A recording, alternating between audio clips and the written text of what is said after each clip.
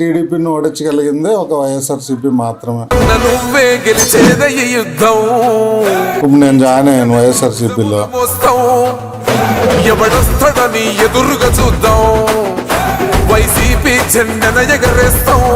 రాజశేఖర రెడ్డి గారి road show అప్పుడు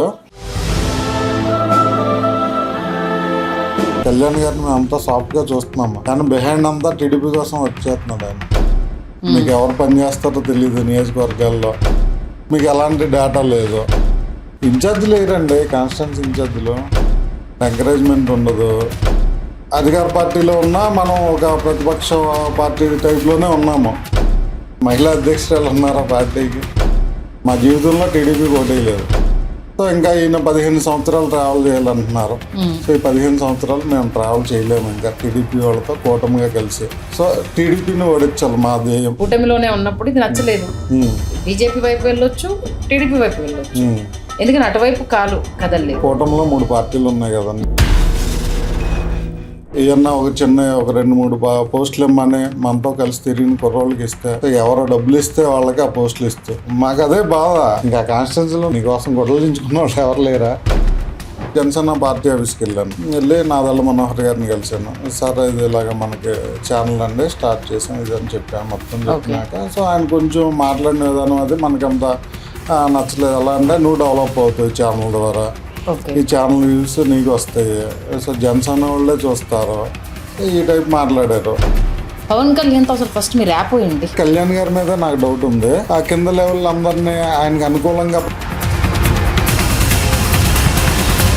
పవన్ కళ్యాణ్ గారికి నచ్చిన ఏకైక వ్యక్తి ఎవరైనా ఉన్నారంటే జగన్మోహన్ రెడ్డి. ఆయన పార్టీలోకి వెళ్తున్నానంటే వీళ్ళు ఎవరు విభేదించలేదా? ఎక్కువ mini media channel support TDP అండి. సో వాళ్ళు చూపించిందే ప్రజలు కానీ మేము కానీ ఎక్కువ నమ్మాము. జగన్ అంటే ఇలా ఉంటాడు అలా ఉంటాడు, ఈ రకరకాల స్టోరీలు వెళ్ళడం ఇవన్నీ చూసాం. కానీ అతనితో ఒకసారి కలిసి చూడండి. అసలు 12 సంవత్సరాలు అందులో ఉన్న జనసేన తోటే కదా గంగా సురేష్ తెర మీదకి తెలిసింది. పవన్ కళ్యాణ్ ద్వారానే కదా గంగా సురేష్ తెలిసింది. ఇప్పుడు ఆయనను కాదనుకొని ఇప్పుడు వెళ్తున్నారు. మరి ఈ పేరు ప్రఖ్యాతలు ఆయన పెట్టిన భిక్ష కాదా అనే వాళ్ళకి ఏం సమాధానం చెప్తారు? మంచి ప్రశ్న అడిగారండి. ఇది మన జన సైనికులు కూడా నేను చెప్పదలుచుకున్నాను. జనసేనాని 2014 నుంచి వచ్చినప్పుడు జగన్ టార్గెటెడ్గానే రాజకీయం అనేది స్టార్ట్ అయింది. మొన్న 2024లో ఆయన చేసిన శపథం, నేను అధపాతాళానికి తొక్కుతాను అన్నట్టుగానే ఆయన శపథం చేశారు. అలాంటి జగన్తో ఇప్పుడు మీరు అడుగులు వేస్తున్నారు. నేను బయటకు వచ్చేసి నచ్చిన పార్టీలో జాయిన్ అయ్యాను. నేను నాకు నచ్చిన విధంగా నేను వర్క్ చేసుకుంటాను. ఇప్పుడు నన్ను వెంటాడుతున్నారు, ఎందుకు ఎందుకు వెళ్ళిపోయావు, ఇవన్నీ ఎందుకు వెళ్ళిపోయావు ప్రతి ఒక్కరికి నేను ఎక్స్ప్లెయిన్ చేయలేను. అందుకే నా పోస్టుల రూపంలో ఏదో ఒకటి తెలియజేస్తున్నాను. అరే బాబు ఇవన్నీ నాకు ఇబ్బందిగా ఉన్నాయి, అందుకే నేను. నమస్తే తెలుగు రాజ్యం ప్రేక్షకులకు ఇవాల్టి పాడ్కాస్ట్ ద్వారా ఒక జన సైనికుడిని పరిచయం చేయాలి అనుకున్న ప్రజెంట్ జన సైనికుడిగా ఆయన కొనసాగించలేకపోతున్నారు. కరుడుగట్టిన పవన్ కళ్యాణ్ అభిమానిగా జనసేన పార్టీలో 2014 నుంచి చురుగ్గా పాల్గొని తనకంటూ ఒక ప్రత్యేక అభిమానాన్ని సొంతం చేసుకొని ఆ తర్వాత పార్టీ కోసము అహర్నిశలు పనిచేసి జనసేనలో ఒక మంచి అభిమానాన్ని ఆయన సొంతం చేసుకున్నారు. అలాంటి వ్యక్తి కొన్ని రోజుల క్రితం వైసీపీలో జాయిన్ అయ్యారు. మరి జనసేనను వీడి వైసీపీలో ఆయన జాయిన్ అవ్వడానికి ప్రధాన కారణం ఏంటి? 12 సంవత్సరాల సుదీర్ఘ ప్రయాణాన్ని కాదనుకొని జనసేనలో అత్యంత దూరం పెట్టేవాళ్ళు ప్రతి నిమిషం విమర్శించే జగన్ని నమ్మడం వెనుక ప్రధాన కారణం ఏంటి? మరి అటువైపు నుంచి వస్తున్న విమర్శలు, అలాగే ఆయనకు వస్తున్న మెచ్చుకోలు. అంటే మామూలుగా ఒక పార్టీని వీడి ఇంకో పార్టీలోకి వెళ్తున్నాము అని అంటే నెగిటివ్ అనేది కామన్గా ట్రెండ్ అవుతూ ఉంటుంది. బట్ ఈయన విషయంలో ఆ నెగిటివిటీ అయితే ఎక్కువగా స్ప్రెడ్ అవ్వట్లేదు. మరి ఏం మ్యాజిక్ చేశారు ఆయన మాటలను తెలుసుకుందాం. ఆయనే గంగా సురేష్ బండారు. మరి జనసేనను వీడి వైసీపీ పయనము ఎందుకు జరిగింది, రాబోయే రోజుల్లో ఏం చేయబోతున్నారు, ప్రస్తుత పరిణామాలకు సంబంధించి ఆయన మాటల్లోనే మరిన్ని వివరాలు తెలుసుకుందాం. సురేష్ గారు నమస్తే అండి. నమస్తే మేడం. నిజంగా ఎవరైనా అధికారంలో ఉన్న పార్టీతో నడవాలి అనుకుంటారు, ఆ పార్టీతోటే కొనసాగాలి అనుకుంటారు. ఇంత సుదీర్ఘ ప్రయాణము అనేసానంటే ఎవరైనా ఒక పొజిషన్లో ఉండాలి అనుకుంటారు. మీరు మళ్ళీ వెనుదిరిగి చూడాల్సిన పరిస్థితి ఎందుకు వచ్చింది? ముందు దాని నుంచి స్టార్ట్ చేద్దాం. యాక్చువల్గా మేము జనసేన పార్టీ పెట్టినప్పటి నుంచే మేము దాంట్లో అభిమానులుగా జాయిన్ అయ్యాము. అయితే జాయిన్ అయినప్పుడు కార్యకర్తలమే, ప్రస్తుతం కూడా కార్యకర్తలమే. After 11 years 12 years effort, hard work అన్ని తర్వాత ఇప్పటికీ కార్యకర్తలమే. అయితే తెలియని రోజుల్లో ఫస్ట్లో పార్టీ కొంచెం యాక్టివిటీ స్టార్ట్ చేసినప్పుడు 2014లో ఏం లేదు, టీడీపీకి సపోర్ట్గా ప్రచారం చేయడం జరిగింది. 16-17 టైంలో కొంచెం డెఫర్ అయ్యి ఈయన అగైనెస్ట్ టీడీపీ రావడం జరిగింది. ఆ టైంలో పార్టీలో యాక్టివ్గా పనిచేయాలనుకుంటే కనుక మీరు అందరూ రిజిస్టర్ చేసుకోండి అని ఒక లింక్ వదిలేరు. దాన్ని ఔత్సాహికులు ఎవరైనా ఇంట్రెస్టెడ్ ఉన్న వాళ్ళు ఆ లింక్లో రిజిస్టర్ అవ్వమని లింక్ ఇచ్చారు. సో అందులో అందరూ రిజిస్టర్ అయ్యాం. అందులో ఏంటి, స్పీకర్స్గా రిజిస్టర్ అవ్వచ్చు, కంటెంట్ రైటర్స్గా రిజిస్టర్ అవ్వచ్చు, కొంచెం బిహైండ్ వర్క్ చేసేవాళ్ళుగా, అడ్మినిస్ట్రేటర్గా, లేకపోతే కొంచెం సాఫ్ట్వేర్ డెవలపర్గా అలా రిజిస్టర్ అవ్వచ్చు. రిజిస్టర్ అయిన వాళ్ళకి కొన్ని మీటింగ్స్ పెట్టారు, జిల్లా లెవెల్లో పెట్టి ఆ జిల్లాలో రిజిస్టర్ అయిన అందరికీ కలిపి సో ఒక ఇంటర్వ్యూ లాగా చేశారు.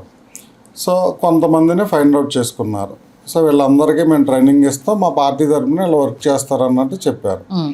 కానీ ఎక్కడా కూడా అది ఇంప్లిమెంట్ జరగలేదు. తర్వాత ఒక ఆఫీస్ తీసుకున్నాం, అక్కడ అన్ని ఇన్ఫ్రాస్ట్రక్చర్ డిజైన్ జరుగుతుంది. సో వీళ్ళందరినీ హెడ్ ఆఫీస్కి పిలుస్తాము, ట్రైనింగ్ ఇస్తాము, తర్వాత మిమ్మల్ని ఫ్రంట్కి పంపిస్తాం, ఫ్రంట్ రోల్కి పార్టీ నుంచి అని చెప్పారు. జరగలేదు. రీసెంట్గా చూస్తే మళ్ళీ ఒక 2 months బ్యాక్ సేమ్ లింక్ మళ్ళీ సేమ్ అలాగే వదిలేరు. ఇంకా పార్టీలో యాక్టివ్గా పని చేసుకోవాలంటే రిజిస్టర్ అవ్వన్నాను. సో డిఫరెన్స్ ఏంటి, 11 years బ్యాక్ నీకు నీ పార్టీలో ఎవరున్నారో ఎవరు పని చేస్తారో తెలియదు కాబట్టి అలాంటి లింక్ వదలొచ్చు. కానీ ఇప్పుడు కూడా ఆ లింక్ వదిలేరంటే మీకు ఎలాంటి డేటా లేదు, మీకు ఎవరు పని చేస్తారో తెలియదు నియోజకవర్గాల్లో. సో ఇలా చాలా ఇన్సెంటివ్గా అనిపించింది నాకైతే కనుక ఇన్ని సంవత్సరాలకి మళ్ళీ.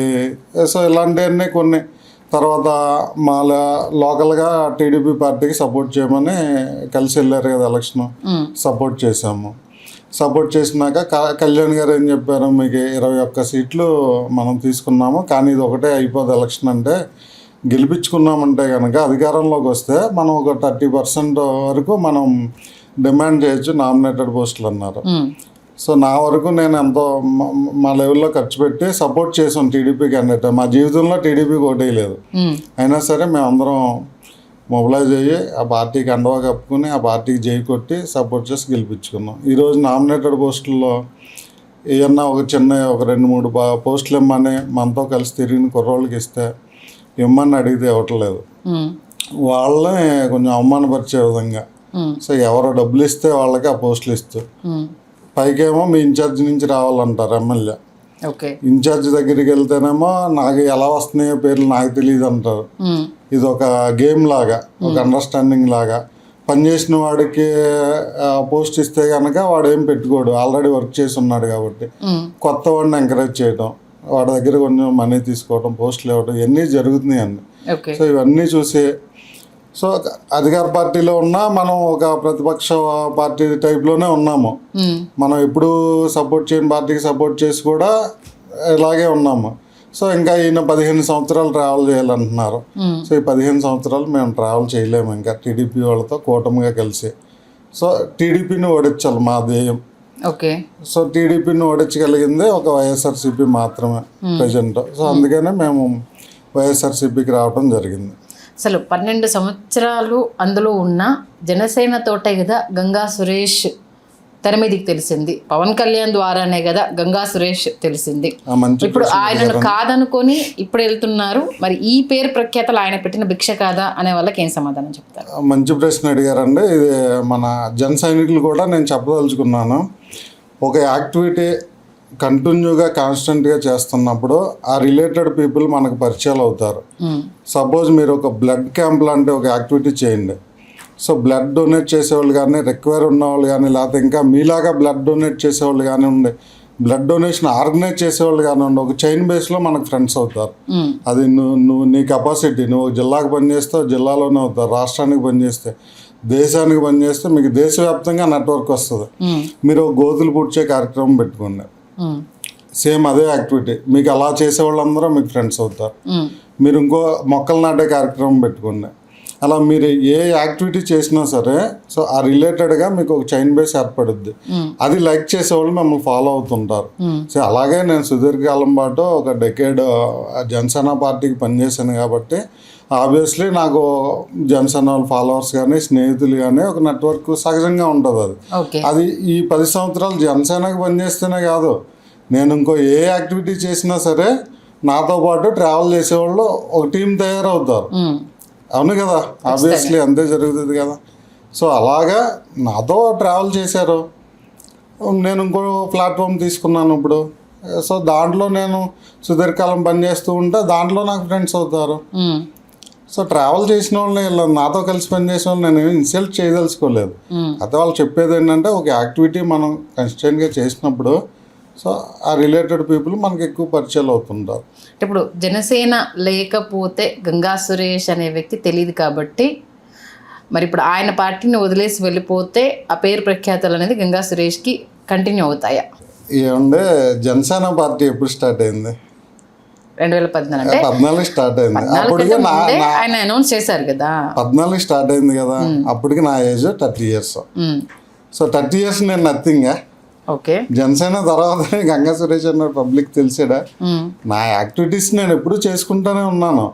నేను స్కూల్ చదివేటప్పుడు నేను లీడర్ కాంపిటీషన్లో పోటీ చేసేవాడిని. నాకు ఒక MBA గ్రాడ్యుయేట్ని. నాతో కలిసిన స్నేహితులందరూ డిఫరెంట్ ఫీల్డ్స్లో మేనేజర్స్ అయిపోయి ఉన్నారు. సాఫ్ట్వేర్ కంపెనీల్లో, బ్యాంక్స్లో, బిజినెస్లలో డిఫరెంట్ సెటిల్ అయి ఉన్నారు. నా నెట్వర్క్ నాకు ఉంటుంది.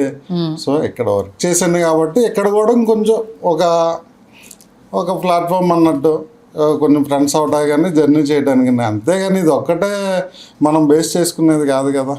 అయితే మీరు సక్సెస్ఫుల్ కాక మీరు దాన్ని కరెక్ట్గా ప్రణాళిక చేసుకోక జనసేన పార్టీ మీద నిందలు వేస్తున్నారు. దానికి ఒక రిలేటెడ్ క్వశ్చన్ ఏంటంటే KNTV అని స్థాపించారు. జనసేన గొంతుగా నిలబడుతుంది, ఖచ్చితంగా ఇది చాలా సక్సెస్ అవుతుంది. ఆ టైంలోనే తెర మీద తీసుకురావడము, దాన్ని ఛానల్ని ఖచ్చితంగా జనసేన ఆదరిస్తూ ఓ స్థాయిలో వెళ్ళిపోతుంది అనే సిచ్యువేషన్లో స్టార్ట్ అయ్యి తర్వాత క్లోజ్ అయిపోయింది. క్లోజ్ అవ్వలేదు అంటే ఆ రేంజ్లో మళ్ళీ వాయిస్ చేయలేదు. స్టార్ట్ అయినప్పుడున్న వాయిస్ తర్వాత కాలక్రమేణా అది తగ్గిపోవడము, యాక్టివిటీ అనేది క్లోజ్ అవ్వడం మనం చూసాం. ఈయన సక్సెస్ఫుల్ కాదు కాబట్టి ఎదగలేకపోయాడు. దానికి ఎగ్జాంపుల్ KNTV అంటూ ఆపాదించే వాళ్ళకి ఏం చెప్తారు? KNTV అనేది క్లోజ్ కాలేదండి, స్టిల్ రన్నింగ్లో ఉంది. అవి షార్ట్ న్యూస్ యాప్స్ లాగా ప్రజెంట్ తీసుకొచ్చాం. ఆ వెబ్సైట్ ఎప్పుడు రన్నింగ్లో ఉంది. ఆ పేపర్ అనేది ఎప్పుడు రన్నింగ్లో ఉంది. దాన్ని ఎస్టాబ్లిష్ చేస్తూనే మేము వచ్చాము. కేవలం వీడియోస్ ఆపేసానండి నేను, యూట్యూబ్ వీడియోస్. కానీ అంతకుముందు సిటీ కేబుల్గా కొంచెం 2 నెట్వర్క్స్లో ప్లే అయ్యేది. NST నెట్వర్క్ను ప్రకాశం జిల్లా ఆర్టెల్ నెట్వర్క్. సో ఈ వీడియోలు ఆపేయడం వల్ల ఆ నెట్వర్క్లో ఛానల్ టెలికాస్ట్ కూడా ఆపేసాము. సో దీన్ని స్టార్ట్ చేయడానికి ప్రధాన ఉద్దేశము, మేము మా ఫ్రెండ్స్ టీం ఉన్నారండి. సో సురేష్ అనే అతను కొంచెం మంచి పొజిషన్కి వెళ్ళాలి, టీం వర్క్ చేయాలి, దీనికి బ్యాక్ ఎండ్ వర్క్ చేయాలన్నట్టు టీం ఉన్నాం. సో మా టీం ఎలా వర్క్ చేసేవాళ్ళం అంటే SFA అని ఒక ఆర్గనైజేషన్ పెట్టాం, సర్ ఫుడ్ ఫర్ ఆల్ అని. హైదరాబాద్లో 300 members టీం అయ్యాం. టీం అయిన తర్వాత ఎక్సెస్ ఫుడ్ ఏదన్నా ఫంక్షన్స్లో మిగిలిపోయిన ఫుడ్ కలెక్ట్ చేసుకుని కొంచెం రిక్వైర్డ్ ఉన్న పీపుల్కి హాస్పిటల్స్కి వెళ్ళి కొంచెం అలాంటి ప్లేస్లో డిస్ట్రిబ్యూట్ చేసేవాళ్ళం. ఈ కార్యక్రమం చేసేవాళ్ళం. తర్వాత నేను చదువుకునే రోజుల్లో ఒక ఆయన కాంగ్రెస్ పార్టీలో యాక్టివ్గా వర్క్ చేసేవాడు. సో రాజశేఖర రెడ్డి గారి రోడ్ షో అప్పుడు తన వాటర్ ప్యాకెట్లు డిస్ట్రిబ్యూట్ చేసేవాడు ఇది కార్యకర్తలందరికీ. సో అలా కంటిన్యూగా యాక్టివిటీ చేశాడు. ఆ యాక్టివిటీ చేయటం వల్ల తనకి రికగ్నైజేషన్ వచ్చింది. రికగ్నైజేషన్ పార్టీ గుర్తింపు ఇచ్చి తనకు ఒక పోస్ట్ ఇవన్నీ ఇచ్చారు. సో అలాగే ఒక యాక్టివిటీని కంటిన్యూగా చేస్తే పార్టీ రికగ్నైజ్ చేస్తానని నా మనసులో పడింది. తర్వాత నేనేం చేశాను, జనసేన వైఎస్ రాజశేఖర రెడ్డి గారు మేము చదువుకునే రోజుల్లో డైలీ అంటే మీరు అటువైపు టర్న్ అవ్వడానికి ఒక పొలిటికల్ ఎంట్రీకి ఆజ్యం పడడానికి వైఎస్ రాజశేఖర రెడ్డి మీటింగ్ మేము చదువుకునే రోజుల్లో అంటే మార్నింగ్ కాలేజ్కి వెళ్ళేవాళ్ళు, ఆఫ్టర్నూన్ ఇన్ రోడ్ షో ఎక్కడ జరిగితే అక్కడ వెళ్ళిపోయేవాళ్ళు. నగేష్ అన్నయ్య ఒక ఆయన కాంగ్రెస్ లీడర్ ఉండేవారు అప్పుడు మా లోకల్గా. సో ఆయన కోఆర్డినేట్ చేసేవారు టీంని. సో ఎక్కడ ఉంటే అక్కడికి వెళ్ళిపోయేవాళ్ళం. అలాగే ఫుల్లీ ఇంట్రెస్ట్ ఉంది పాలిటిక్స్. 2003 నుంచి కూడా మేము ఎలక్షన్ టైంలో మీకు తెలియదే ఉంది, అక్కడ ఓట్లు చూసుకోవడం, డిస్ట్రిబ్యూషన్స్ అందరినీ చూసుకోవడం. ఇవన్నీ ఇంట్రెస్ట్ ఉండేది. యూత్ కదండి అప్పుడు, బాగా 20 years బ్యాక్ అంటే మాకు అప్పుడు 20 years. సో యాక్టివిటీ అలాగా. సో ఒక యాక్టివిటీని కంటిన్యూగా చేస్తే రికగ్నైజ్ చేస్తారని ఒకరోజు భీమవరం మీటింగ్కి వెళ్ళామండి, జనసేన మీటింగ్కి. పిల్లలు జెండాలతో ఆడుకుంటున్నారు, జనసేన జెండాలతో. ఒక పెద్ద ఆయన వచ్చి పాపం ఇన్నోవా కార్లో దిగి జెండా అడుగుతున్నాడు వాళ్ళే ఇవ్వనన్నారు. ఆయన ఫీల్ అయ్యి వెళ్ళిపోయాడు. సో ఈ జెండా కార్యక్రమం చేస్తే బాగుంటుందని చెప్పి నేను జనసేన జెండాలు కొనుక్కుని ఇంట్లో పెట్టుకుని అక్కడ మీటింగ్ జరిగిన వెళ్ళివ్వడం, లేదా ఏదైనా కార్యకర్తలన్నా మా ఊర్లో ర్యాలీ అవుతుంది కొన్ని జెండాలు కావాలంటే అలా పంపించడం, అలాగే లక్షల్లో జెండాలు నేను డిస్ట్రిబ్యూట్ చేశాను. ఆ ప్రోగ్రాము కంటిన్యూగా చేశాను. అయితే 2019 తర్వాత కొంచెం మా టీం అంతా డిస్కస్ చేసాం. సురేష్, ఎక్కడికక్కడ మనం యాక్టివిటీ చేస్తున్నాము, సో మనం ఫండ్స్ అంతా అంటే ఇప్పుడు ఓడిపోయాం, ఇంకా అది 0. సో ఈసారి మనం చేసే యాక్టివిటీ అది గ్రో అవుతుండాలి. సో పార్టీకి కూడా మనం బిహైండ్ వర్క్ చేయొచ్చు అన్న థింకింగ్లో కేఎన్డి న్యూస్ ఛానల్ స్టార్ట్ చేద్దాం. సో ఇన్స్టెంట్గా మనం ఒక యూట్యూబ్ ఛానల్గా స్టార్ట్ చేద్దాం అని ప్లాన్ చేసాం. ఒక స్టూడియో పెట్టాం, ఒక ఛానల్ రిజిస్టర్ చేసాం, అన్నీ ఎస్టాబ్లిష్ చేసి కేఎన్డిని యూట్యూబ్గా స్టార్ట్ చేసి వెంటనే మాకు సపోర్ట్ దొరికింది. ఎన్ఎక్స్టీ నెట్వర్క్, ఆర్టెల్ నెట్వర్క్లో లైవ్ ఇస్తామన్నారు. సిటీ కేబుల్ టైప్లో లైవ్ ఇచ్చాము. సో అలా వర్క్ చేసుకుంటూ వచ్చాము. వెబ్సైట్ ఉంది మాకు, ప్రజెంట్ ఈ పేపర్ రన్నింగ్లో ఉంది. సో షార్ట్ న్యూస్ యాప్స్ రన్నింగ్లో ఉన్నాయి. సో ఇవన్నీ చేసుకుంటూ వచ్చాం. ఇప్పుడు అవి ఒక్క వీడియోలు మాత్రమే. నేను ఒకసారి జనసేన పార్టీ ఆఫీస్కి వెళ్ళాను. వెళ్ళి నాదళ్ళ మనోహర్ గారిని కలిశాను. సార్ ఇది ఇలాగ మనకి ఛానల్ అండి స్టార్ట్ చేసాం ఇదని చెప్పాను. మొత్తం చెప్పినాక సో ఆయన కొంచెం మాట్లాడిన విధానం అది మనకంత నచ్చలేదు. అలా అంటే నువ్వు డెవలప్ అవుతావు ఛానల్ ద్వారా, ఈ ఛానల్ వ్యూస్ నీకు వస్తాయి, సో జనసేన వాళ్ళే చూస్తారు. సో ఈ టైప్ మాట్లాడారు. అదేంటి, ఒక ఛానల్ అంటే ఒక పార్టీకి బలమే కదా, మన ఓన్ మనీ పెట్టుకుని మనం ఖర్చు పెట్టుకుని వాళ్ళ కోసం పనిచేస్తున్నాం అంటే రిసీవింగ్ డిఫరెంట్ ఉండాలి. సో ఆయన అలా అన్నాడు. అలాగనే అప్పుడు మనకు ఒక 8,000 9,000 ఇన్కమ్ వచ్చేది, 2.5 lakhs ఎక్స్పెండిచర్ అయ్యేది పెర్ మంత్. అలాంటి టైంలో ఏదో నువ్వు డెవలప్ అయిపోతావు, నీకు ఆదాయం వచ్చేస్తుందని మాట్లాడితే ఇన్సల్టింగ్ కదా. సో అంటే ఇలా అన్నాడని సరే అని ఇక మనం అప్పటి నుంచి తను కలవడం అంత ప్రిఫరెన్స్ లేదు, సో ఎక్కువ కలవలేదు. సో ఇలా మేము కొన్ని యాక్టివిటీస్ చేసుకుంటూ వచ్చాము. ఓకే, అంటే గుర్తించారని అనుకోవాలా, నువ్వే డెవలప్ అవుతావు అనేది, లేకపోతే ఓరవలేక అన్నారనుకోవాలా నాదెండ్ల మనోహర్ మాట? అది ఎందుకన్నారో అని తెలియదండి. తర్వాత నేను కొంతమంది స్నేహితులు నాలాగే పెట్టి పార్టీ కోసం వాళ్ళ జాబ్లు వదిలేసుకుని ఇలాగే పనిచేస్తున్న వాళ్ళు కమ్యూనికేట్ చేశాను. వాళ్ళు అదే బాధ, అసలు పట్టించుకోలేదన్నా, అసలు వెళ్తాము ఏదో ఫోటో దిగుతాం వస్తాం తప్పితే కనీసం ఇచ్చారన్న. ఒకరోజు ఇలాగే నాగబాబు గారి దగ్గర ఎక్స్ప్రెస్ చేసాం మాదంతా. సరే ఇలా ఎంతమంది ఛానల్స్ పెట్టారు, మన పార్టీకి సపోర్ట్ చేయని, మనమేమో మీడియా లేదనుకుంటాము, ఇంట్రెస్ట్ ఉండి వచ్చేవాళ్ళు మనం సపోర్ట్ చేయాలి కదంటే కొంచెం లిస్ట్ చేయండి అన్నారు. అన్ని ఛానల్స్ మనకి ఏవైతే ఫేవర్గా ఉన్నాయో లిస్ట్ చేయండి, తెలిసిపోతారు కదా ఇప్పుడు ఏ ఛానల్ ఎవరికి వర్క్ చేస్తారో. సో అలా కొన్ని లిస్ట్ చేసాం. లిస్ట్ చేసినాక నాగబాబు గారి దృష్టికి పెడితే ఒక రోజు మీటింగ్ అరేంజ్ చేశారు.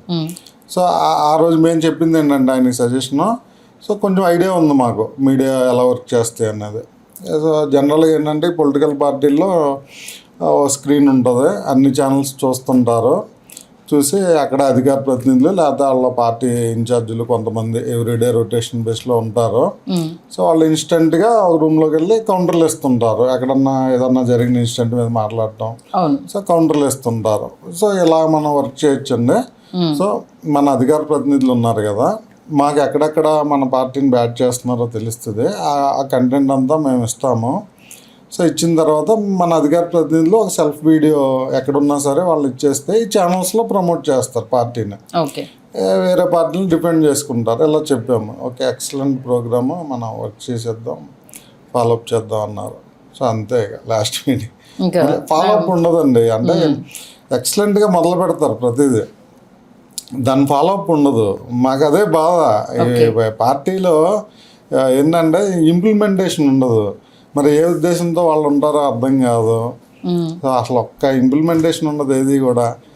భగత్ సింగ్ విద్యార్థి విభాగం అని పెట్టారు. అసలు భగత్ సింగ్ గారి పేరు పెట్టినందుకు అసలు ఎంత యాక్టివ్గా వచ్చి ఎంత ఎనర్జీ అసలు ఆ పేరులో. దానికి ఒక ప్రెసిడెంట్ వేశారు సందీప్ పంచకర్లా అని. ఒక టైం ఫ్రేమ్తో ఇస్తారు అది కింద లెటర్ మీద 1 year 2 years పెట్టి అది అయిపోతుంది. అయిపోయినాక మనం ఇంకా అతనే అనుకుంటాం ప్రజలందరం, కానీ అతను ఉండడు. కనీసం రొటేషన్ బేస్లో కూడా ఇంకొకళ్ళని అక్కడికి క్లోజ్ అవుతుంది. దాన్ని అసలు తీసుకొచ్చిన ఉద్దేశం కానీ అది అమలు అవుతుందా లేదా అన్నది క్రాస్ చెక్ అనేది ఉండదు. అసలు ఒక వ్యక్తి నా విద్యార్థి విభాగం అంటే ఎంతమంది యూత్, అసలు జనసేన పార్టీ అంటేనే యూత్, ఎంతమంది యువతని ఎంకరేజ్ చేయొచ్చు ఈ పొలిటికల్ జర్నీకి. సో అలాంటి ఎంకరేజ్మెంట్ ఉండదు. మళ్ళీ వీర మహిళ అని పెట్టారు. వీర మహిళ అంటే అసలు ఎంత గ్రేట్ వర్డ్ అది. అసలు వీర మహిళలను వాళ్ళని మహిళా అధ్యక్షురాలు ఉన్నారు ఆ పార్టీకి. వీర మహిళ అని పెట్టేస్తే అయిపోయిందా? అది ఫాలో కావాలి కదా. అన్నగారు వీర మహిళగానే కదా వాయిస్ వినిపిస్తుంది. అలా కొంతమంది ఉన్నారు, అధికార ప్రతినిధిగా వాళ్ళని ఇచ్చారు, కానీ అసలు దాన్ని మహిళా విభాగం అనేది ఫార్మేషన్ లేదు కదా. అసలు ఇలాంటి ఇబ్బందులన్నీ దీంట్లో ఉన్నాయండి అసలు చాలా. ఇంటర్వ్యూ స్టార్టింగ్లో ఒక మాట అన్నారు, జనసేనలో స్టార్ట్ అయిన కార్యకర్త ఇంకా కార్యకర్తగానే కొనసాగుతున్నాడు కాబట్టి చాలామంది అసంతృప్తితో ఉన్నారు అనేసి అన్నారు. అదొక మీ యొక్క ఉద్దేశమైనా అందరి ఉద్దేశమా? అది జనరల్గా అండి ఈ పొలిటికల్ జర్నీ అనేది ఒక పార్టీ స్థాపించినప్పుడు ఒక వ్యక్తితో అవదండి. వాళ్ళకి ఏ స్థాయికి ఎంపీ క్యాండిడేట్ కావాలి, ఎమ్మెల్యే క్యాండిడేట్ కావాలి, విలేజ్ ప్రెసిడెంట్లు కావాలి, ఎంపీటీసీలు, ఇలాగా ఎంతోమంది కంటెస్ట్ చేయాలి. సో ఆ కంటెస్ట్ చేయడానికి ఉద్దేశం ఉన్నవాళ్ళు యాక్టివ్ అవుతారు ఆ పార్టీల్లో. ఆ కంటెస్ట్ చేసే ఉద్దేశం లేని వాళ్ళు జాబులు చేసుకుంటూ ఓన్లీ ఓటేస్తారు, లేకపోతే ఆన్లైన్లో డిపెండ్ చేస్తుంటారు పార్టీని. అలా పార్టీ చేసే ఉద్దేశంలో మీకు పార్టీకి యాక్టివిటీస్ చేసుకుంటూ ఖర్చు పెట్టుకుంటూ మొబిలైజ్ చేసుకుంటూ పీపుల్ని ఉన్న వాళ్ళని ఈ రోజుకి కార్యకర్తగా మీరు ఉంచుతున్నారంటే మీకు అది డెవలప్ చేయడం ఇష్టం లేదు. సో అలాంటి ఇబ్బందికరమైన పరిస్థితుల్లో ఫస్ట్ జీరో పాలిటిక్స్ అన్నారు, దానికి కొంతమంది అట్రాక్ట్ అవుతారు. సో కరప్షన్ లేదన్నారు, ఓటుకు నోటు లేని పాలిటిక్స్ అన్నారు, అన్నీ అన్నారు, కానీ ఏం చేశారు చివరికి? సో పొలిటికల్ జర్నీ అనేది ఒక లాంగ్ జర్నీ. ఎప్పుడు కూడా ఒక ఎయిమ్తో ఉన్నప్పుడు దానికి తగ్గ పీపుల్లే మనకి యాడ్ ఆన్ అవుతూ ఉంటారు. ఆ ఎయిమ్తో వర్క్ చేయాలి. ఇప్పుడు ఆయన అలా వర్క్ చేస్తున్నాడు అనుకోండి, మేమేమనుకుంటాం, సో మన జనరేషన్ పోయినా సరే ఈ ఎయిమ్ నెక్స్ట్ జనరేషన్కి ఆ బెనిఫిట్ వస్తారు, క్యారీ ఫార్వర్డ్ అవుతుంది. ఒక మన జనరేషన్ అంతా పోనీ ఇలాగే వర్క్ చేద్దాం అనుకోవచ్చు. ఆయన కాంప్రమైజ్డ్ పాలిటిక్స్కి వెళ్ళిపోయారు. సో ఆ కాంప్రమైజ్డ్కి వెళ్ళినప్పుడు మిగిలిన వాళ్ళే క్రియేట్ చేయాలి, పదవులు ఇవ్వాలి. పార్టీ పదవులు బోల్డ్ ఉంటాయి, లక్షల్లో ఉంటాయి పదవులు క్రియేట్ చేయాలి, కానీ పార్టీ పదవులు ఇవ్వచ్చు. మరి పార్టీ పదవి లేకుండా పార్టీ పెట్టుకుని ఎందుకంటే ఇంట్రెస్ట్ ఉన్న ప్రతి ఒక్కడికి ఇవ్వాలి. మనకు వాటర్ ఉంటాయి, కొన్ని వాటర్ ఏమో తీర్థం అయితే జల్లుకుంటాము, కొన్ని మంచినీళ్ళు అయితే తాగుతాము, నీళ్ళు పాడైపోయిన నీళ్ళు అయితే కనుక మంటలు ఆపుతాం. ప్రతి వాటర్ దేనికో దానికి పనిచేద్దాం. అలాగే ఇక్కడ పబ్లిక్ కూడా పార్టీలో ప్రతి ఒక్కరూ పనిచేస్తారు దేనికో దానికి. ప్రతి ఒక్కరికి ఇంపార్టెన్స్ ఇచ్చుకుంటూ వెళ్ళాలి. పదవి ఎక్స్పెక్ట్ చేయడం తప్పండి అసలు. పొలిటికల్ పార్టీలో ఒకరు పొలిటికల్ పార్టీ స్టార్ట్ చేసాము అని అంటే అది ఎవరైనా సరే, ఉద్యోగమే కావచ్చు, ఏదైనా బిజినెస్. ఇక్కడ రెండండి, ప్రత్యక్ష ఎన్నికలకి వెళ్ళే క్యాలిబర్ ఉన్న వాళ్ళు ఒక లేయర్ ఉంటారండి. వాళ్ళకి అన్ని విధాల అంగులు ఉంటాయి, ఖర్చు పెట్టుకోగలుగుతారు, క్యాడర్ని చూసుకోగలుగుతారు, అన్నీ ఉంటారు. సో రెండో క్యాడర్ ఉంటారు, పార్టీ అంటే ఇంట్రెస్టెడ్ ఉండి పని చేస్తుంటారు. వాళ్ళకి ఎప్పుడో ఫ్యూచర్ గోల్ ఉంటుంది. అలాంటి వాడికి ఈ పార్టీ పదవులు ఇవ్వచ్చు కదా, ఏం పోయిద్ది అలాగే. పార్టీ పదవి ఒక డెసిగ్నేషన్ ఇవ్వడం వల్ల వాళ్ళకి వచ్చిన నష్టం ఏంటిది? మరి ఇవ్వనప్పుడు ఉండరండి. ఇంకా ఇప్పుడు 10 సంవత్సరాల క్రితం నువ్వు కార్యకర్తగా చూసి ఈ రోజుకి కార్యకర్తగా చూసి ఉన్నప్పుడు ఉండరండి. ఎక్స్పెక్ట్ చేసే వాళ్ళు పొలిటికల్ కెరీర్ కోరుకునే వాళ్ళు అసలు ఉండరు. అంటే సరే, ఆ పొలిటికల్ కెరీర్ దగ్గరికి వెళ్ళే ముందు 2014 నుండి మీరు కంటిన్యూ ట్రావెల్ అవుతున్నారు. అంతకుముందు నుంచి కూడా జనసేన జెండాలు మోసాను, అన్ని మీటింగ్స్కి పంచాను అనేసి అని చెప్పారు. పవన్ కళ్యాణ్తో అసలు ఫస్ట్ మీరు యాప్ ఏంటి?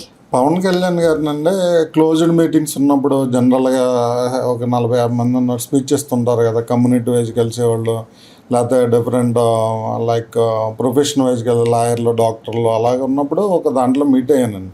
ఐటీ మీటింగ్స్ అయినప్పుడు కొంచెం క్లోజ్గా ఒక 4-5 మీటింగ్స్కి వెళ్ళాను. పర్సనల్గా మాట్లాడే అంత పరిస్థితి రాలేదు. ఆయన కూడా ఎవరితో కూడా నేను పర్సనల్ మాట్లాడటం చూడలేదు. ఓకే. ఈవెన్ పబ్లిక్ స్పీకింగ్ అయినా అందరూ మాట్లాడేసినాక ఆయన వస్తారు, ఒక 1/2 అవర్ మాట్లాడతారు, వెళ్ళిపోతారు. పార్టీ ఆఫీస్కి కూడా నెంబర్ ఆఫ్ టైమ్స్ మా ఇన్ఛార్జీలు చెప్పారు, రమ్మంటారండి పార్టీకి వెళ్తాము, ఆయన ఏదో లైవ్ పెడతారు, అక్కడ నుంచి మనోహర్ గారు ఆయన మాట్లాడేస్తారు, వెళ్ళిపోతారు. కనీసం మమ్మల్ని ఎందుకు పిలిచారో తెలీదు. అదేదో లైవ్ ఇంట్లో నుంచే చూస్తాం కదా మేము. ఒక ప్రశ్న ఇది ఇస్తారు, ఆఫీస్ లెటర్ హెడ్, మీటింగ్ ఉంది అందరూ వచ్చేయండి అంటారు. అక్కడికి వెళ్ళినాక పబ్లిక్ స్పీకింగ్ ఇస్తారు, లైక్ ప్రెస్ కాన్ఫరెన్స్ లాగా. మళ్ళీ వాళ్ళతో పర్సనల్గా మాట్లాడరట, అసలు వెళ్ళిపోతారట. మాట్లాడరట అంటే మీకు ఎదురయ్యాయా అనుభవాలు మీకు చెప్పారు? మేము కొంత లీడర్స్తో ట్రావెల్ చేస్తాం కదండి క్లోజ్గా. సో మన మీటింగ్కి వెళ్ళారు కదా, ఏమైంది కళ్యాణ్ గారిని కలిసారని అడుగుతాం కదా. అడిగినప్పుడు వాళ్ళు చెప్పుకున్న బాధలు ఇవి, ఇలా ఉంటుంది సిచ్యువేషన్, అసలు అంత దూరం మనం ఎందుకు వెళ్ళామో తెలీదు, అదేదో ఇంట్లో నుంచి మనం చూస్తాం కదా, పెద్ద పార్టీ మీటింగ్ అవుతున్నట్టు పిలుస్తారు, తీరా వెళ్ళినాకేమో మనోహర్ గారు ఆయన మాట్లాడేసి ప్యాకప్ అంటారు అని చెప్పిన పరిస్థితి నాకు. ఓకే. అంటే అందులో పార్టీలో ఉన్న ఏ లీడర్తో కానీ ఏ కార్యకర్తతో కానీ, అంటే ఆ నియోజకవర్గానికి సంబంధించి కావచ్చు, వాళ్ళతో మాట్లాడడం కానీ, ఇది చేద్దాము ఎలా జరుగుతుంది ఏంటనే డిస్కషన్ కానీ ఎక్కడ ఉండదా? ఉండదని వాళ్ళు చెప్తున్నారండి. ఎందుకంటే మనమేమి పోస్ట్ తీసుకోలేదు, వాళ్ళు ఇవ్వలేదు. సో నాకు క్లోజ్డ్ కన్నా వాళ్ళతో నేను కొంతమంది లీడర్స్తో ట్రావెల్ చేసింది, వాళ్ళు నాతో పంచుకున్న దాన్ని బట్టి ఇలా జరుగుతుందండి సిచ్యువేషన్ అని చెప్పుకొచ్చారు వాళ్ళు. సపోజ్ మా జడ్పీటీసీ, మా జంగారెడ్డిగూడెం జడ్పీటీసీ జాయిన్ అయ్యారు వెళ్ళి పార్టీలో. ఇప్పుడు నేను జాయిన్ అయ్యాను వైఎస్ఆర్సీపీలో. జాయిన్ అయితే ఏమైంది, వాళ్ళ కోఆర్డినేషను విలేజ్ ప్రెసిడెంట్ కాడి నుంచి పార్టీ ప్రెసిడెంట్, కాన్స్టిట్యున్సీ ఇన్ఛార్జు, మళ్ళీ జిల్లా ప్రెసిడెంట్, ఇలాగ ఫాలోఅప్లో వాళ్ళ దగ్గరికి నేమ్ వెళ్ళాలి. మనకు పార్టీ ఆఫీస్లో ఎవరు తెలిసినా సరే. అలాగా ఇక్కడ జాయినింగ్ అంటే మా ఇన్ఛార్జికి ఫోన్ చేసి వెంటనే, ఏంటి మన జడ్పీటీసీ జాయిన్ అయ్యారు, నువ్వు లేవేంటి ఫోటోల్లో అన్నా. నేను ఫోటోలో లేకపోవడం సంగతి పక్క నుంచి అసలు నాకు ఇన్ఫర్మేషన్ లేదు జాయిన్ అవుతున్నట్టు అన్నారు. ఒక జడ్పీటీసీ కాన్స్టిట్యున్సీ నుంచి వస్తుంది, కనీసం ఆ ఇన్ఛార్జికి చెప్పారు కదా అని పార్టీ ఇది ఉండాలి కదా, ఫాలోఅప్ ప్రోటోకాల్ ఉండాలి కదా ఏ పార్టీ అయినా.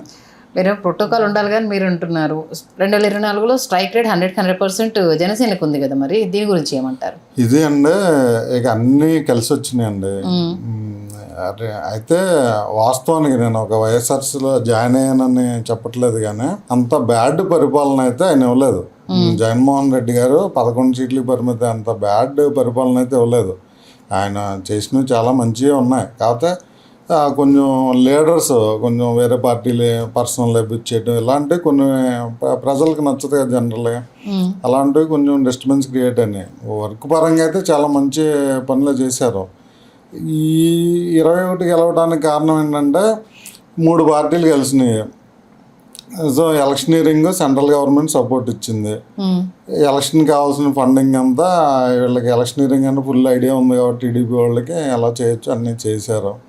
సో జనసేనలో యువత ఉన్నారు, యువత హార్డ్లీ వర్క్ చేశారు అందరూ. ఇక అన్ని ఫ్యాక్టర్స్ కలిసి వచ్చి మెజార్టీ సీట్లు వాళ్ళకి గెలుచుకోవడానికి అవి కొంచెం దోహదపడ్డాయి అన్నీ కలిసి. ఎందుకంటే మొన్నటి వరకు కూడా మీరు ఎక్కడ దానికి సంబంధించి ఏది మాట్లాడలేదు, అలా సడన్గా వైఎస్ఆర్సీపీకి వెళ్ళిపోయారు. ఇప్పుడు కారణాలు వెతుక్కుంటున్నారు అని అంటే ఏమంటారు? ఎక్కడన్నా అంటే మనం ఒక పార్టీకి పనిచేస్తున్నప్పుడు ఆ పార్టీ పాజిటివ్స్ని మనం ప్రొజెక్ట్ చేసుకోవాలి. ఎవరైనా సరే, నేనే కాదు ఎవరైనా, వేరే పార్టీల్లో నెగిటివ్స్నే మనం చూపిస్తుండాలి. సహజంగా చేయాల్సిన పని అది. అవి పర్సనల్ అబ్యూస్కి వెళ్ళక్కర్లేదు, ఇంకొక రకంగా డిగ్రేడ్ చేయక్కర్లేదు. సో కొన్ని మనం ఇలా చేసుకోగలిగితే పార్టీకి మనం వర్క్ చేసినట్టు. సో నేను ఎక్కడ ఉంటే ఆ పార్టీకి వర్క్ చేస్తాను ఆనెస్ట్గా. గత 10 సంవత్సరాలు అందులో ఉన్న ఆనెస్ట్గా అలాగే వర్క్ చేసాం. ఆయన ఏ పార్టీకి ఓటు వేయమంటే ఆ పార్టీకి అండవా కప్పుకున్నాం, ఆ లీడర్స్తో కరిగి తిరిగి అన్నీ చేసాం. ఇక నచ్చలేదు, వీఆర్ అగైనెస్ట్ టీడీపీ అండి. సో కంప్లీట్ ఇక మేము 15 సంవత్సరాలు ట్రావెల్ చేయండి. అగైనెస్ట్ టీడీపీ క్యాడర్ ఉంది, సంతృప్తిగా లేదు. ఎందుకంటే మీరే అన్నారు చాలా మంది ఎందుకు వాళ్ళందరినీ ఏకతాటిపైకి, ఒక నా క్వశ్చన్ కాదు, ఏకతాటిపైకి వాళ్ళందరినీ కూడగట్టలేకపోయారు అధినేత వరకు ఈ సమస్యను? ఎందుకంటే ప్రశ్నించే గొంతుక అనేది జనసేన పార్టీ నైజం. మరి మీ గొంతులు అక్కడ వినిపించలేనప్పుడు మీరందరూ ఎందుకు ఏకతాటిపైకి అప్పుడే రాలేకపోయారు అసలు? పార్టీలు అండి వాళ్ళ ఎలక్షన్ విధానంలో వాళ్ళ అవసరాలను బట్టి కొన్ని డెసిషన్లు తీసుకుంటాయి. అలాగే ఆయన ఇప్పుడు వరకు డైరెక్ట్ విన్ అయింది లేదు 19లో. సో ఆయనకు ఒక ప్లాట్ఫామ్ కావాలి, సరే ఒక స్టెప్ తీసుకున్నారని అంతా భావించాం, వర్క్ చేసాం. సో అంతా విన్ అయ్యారు. ఈ 2 సంవత్సరాలు చూస్తే గతంకి ఇప్పటికి డిఫరెన్స్ ఏముందండి అసలు? గత పరిపాలనకి ఇప్పటికి డిఫరెన్స్ ఏముంది? ఏమీ లేదు. నువ్వేం చెప్పి జనరల్గా ఏం జరుగుతుందంటే కళ్యాణ్ గారికి హై ప్రయారిటీ ఇస్తున్నారు. చంద్రబాబు గారిని అయినా సరిగ్గా రిసీవ్ చేసుకుంటున్నారా లేదా కానీ అధికారులు కళ్యాణ్ గారికి అంత ప్రయారిటీ ఇస్తున్నారు. సో ఆయన ఏంటంటే ఆ సాటిస్ఫాక్షన్లో ఆయన ఉన్నారు. కింద క్యాడర్ని మాత్రం బీభత్సంగా ఇబ్బంది పెట్టడం, అసలు టీడీపీ పార్టీ వాళ్ళు పట్టించుకోకపోవడం, ఏదన్నా ఒక పోస్ట్ ఇవ్వమంటే ఇవ్వకపోవడం, అసలు ఎవరన్నా ఇతను ఎలక్షన్కి పనిచేస్తున్నాడంటే కనుక అతన్ని ఏదో రకంగా ఇబ్బంది పెడుతున్నారు, కేసులు పెట్టడం, లేకపోతే ఆర్థికంగా ఇబ్బంది పెట్టడం, ఇవన్నీ చేసి ఈ ఇబ్బందులు కింద లెవెల్లో జరుగుతున్నాయండి. కళ్యాణ్ గారికేమో హై ప్రయారిటీ ఇస్తున్నారు. సో అది కింద క్యాడర్ మాత్రం చాలా డిసప్పాయింట్గా ఉంటున్నారు.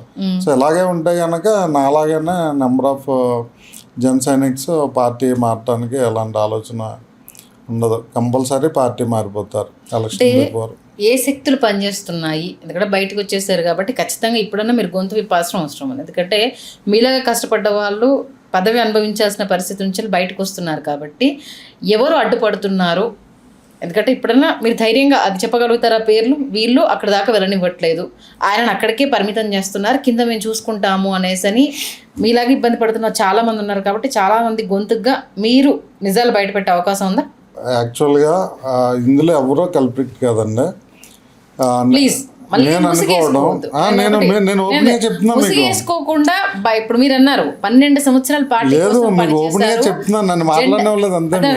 నేను జెండా మోసారు, ఆ జెండా మోసిన దగ్గర నుండి ఇప్పటి వరకు ఈ పొజిషన్కి రావడం అంటే మామూలు విషయం కదా. ఎందుకంటే ఎంతో బాధతో మీరు బయటకు వచ్చారు కాబట్టి మీలాంటి వాయిస్ అక్కడ వినిపించలేని వాళ్ళది గొంతుగా మీరు అవ్వాలనుకుంటున్నారు కాబట్టి అదే నేను చెప్తున్నాను. నేను కంప్లీట్ కాకుండా మీరు మళ్ళీ మాట్లాడారు. అయితే ఇది ఎవరో కల్ప్రిట్ కాదు. కింద నాకున్న డౌట్ డైరెక్ట్ కళ్యాణ్ గారి మీద నాకు డౌట్ ఉంది. ఎందుకంటే కళ్యాణ్ గారే అతను షాడోగా కింద లెవెల్ అందరినీ ఆయనకు అనుకూలంగా పనిచేసే వాళ్ళని పెట్టుకున్నారని నా వ్యక్తిగత అభిప్రాయము. నేను ఈ 10 సంవత్సరాలు చూసిన దాన్ని బట్టి మీ కారణాలు కూడా చెప్తాను. చూడండి, పార్టీ అధికారంలోకి వచ్చింది, ఎమ్మెల్యేలు ఏదో తీసుకున్నారు, అయిపోయింది. నామినేటెడ్ పోస్టులు మనకు 30% వస్తాయని చెప్పి కళ్యాణ్ గారే చెప్పారు. తర్వాత మీ మనసులో ఏదుందో అది నెరవేరుస్తా అని చెప్పారు.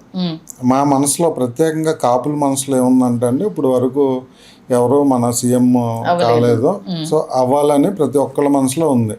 సో దాన్ని రిప్రజెంట్ చేస్తున్న ఆయన మీ మనసులో ఉంది, నేను నెరవేరుస్తానని చెప్పారు. ఏమనుకుంటాం అందరం?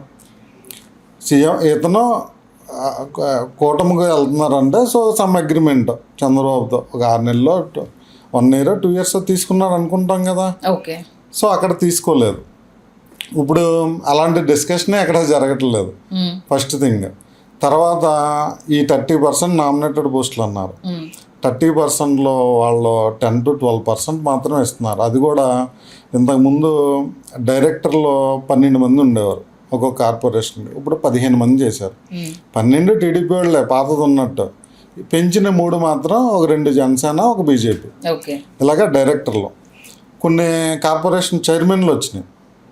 చైర్మన్ పదవిలో ఈయనతో కలిసి చాలామంది పనిచేశారు, చాలామంది కంటెస్ట్ చేశారు లాస్ట్ ఎలక్షన్. వాళ్ళెవరికి చైర్మన్ పోస్టులు రాలేదు.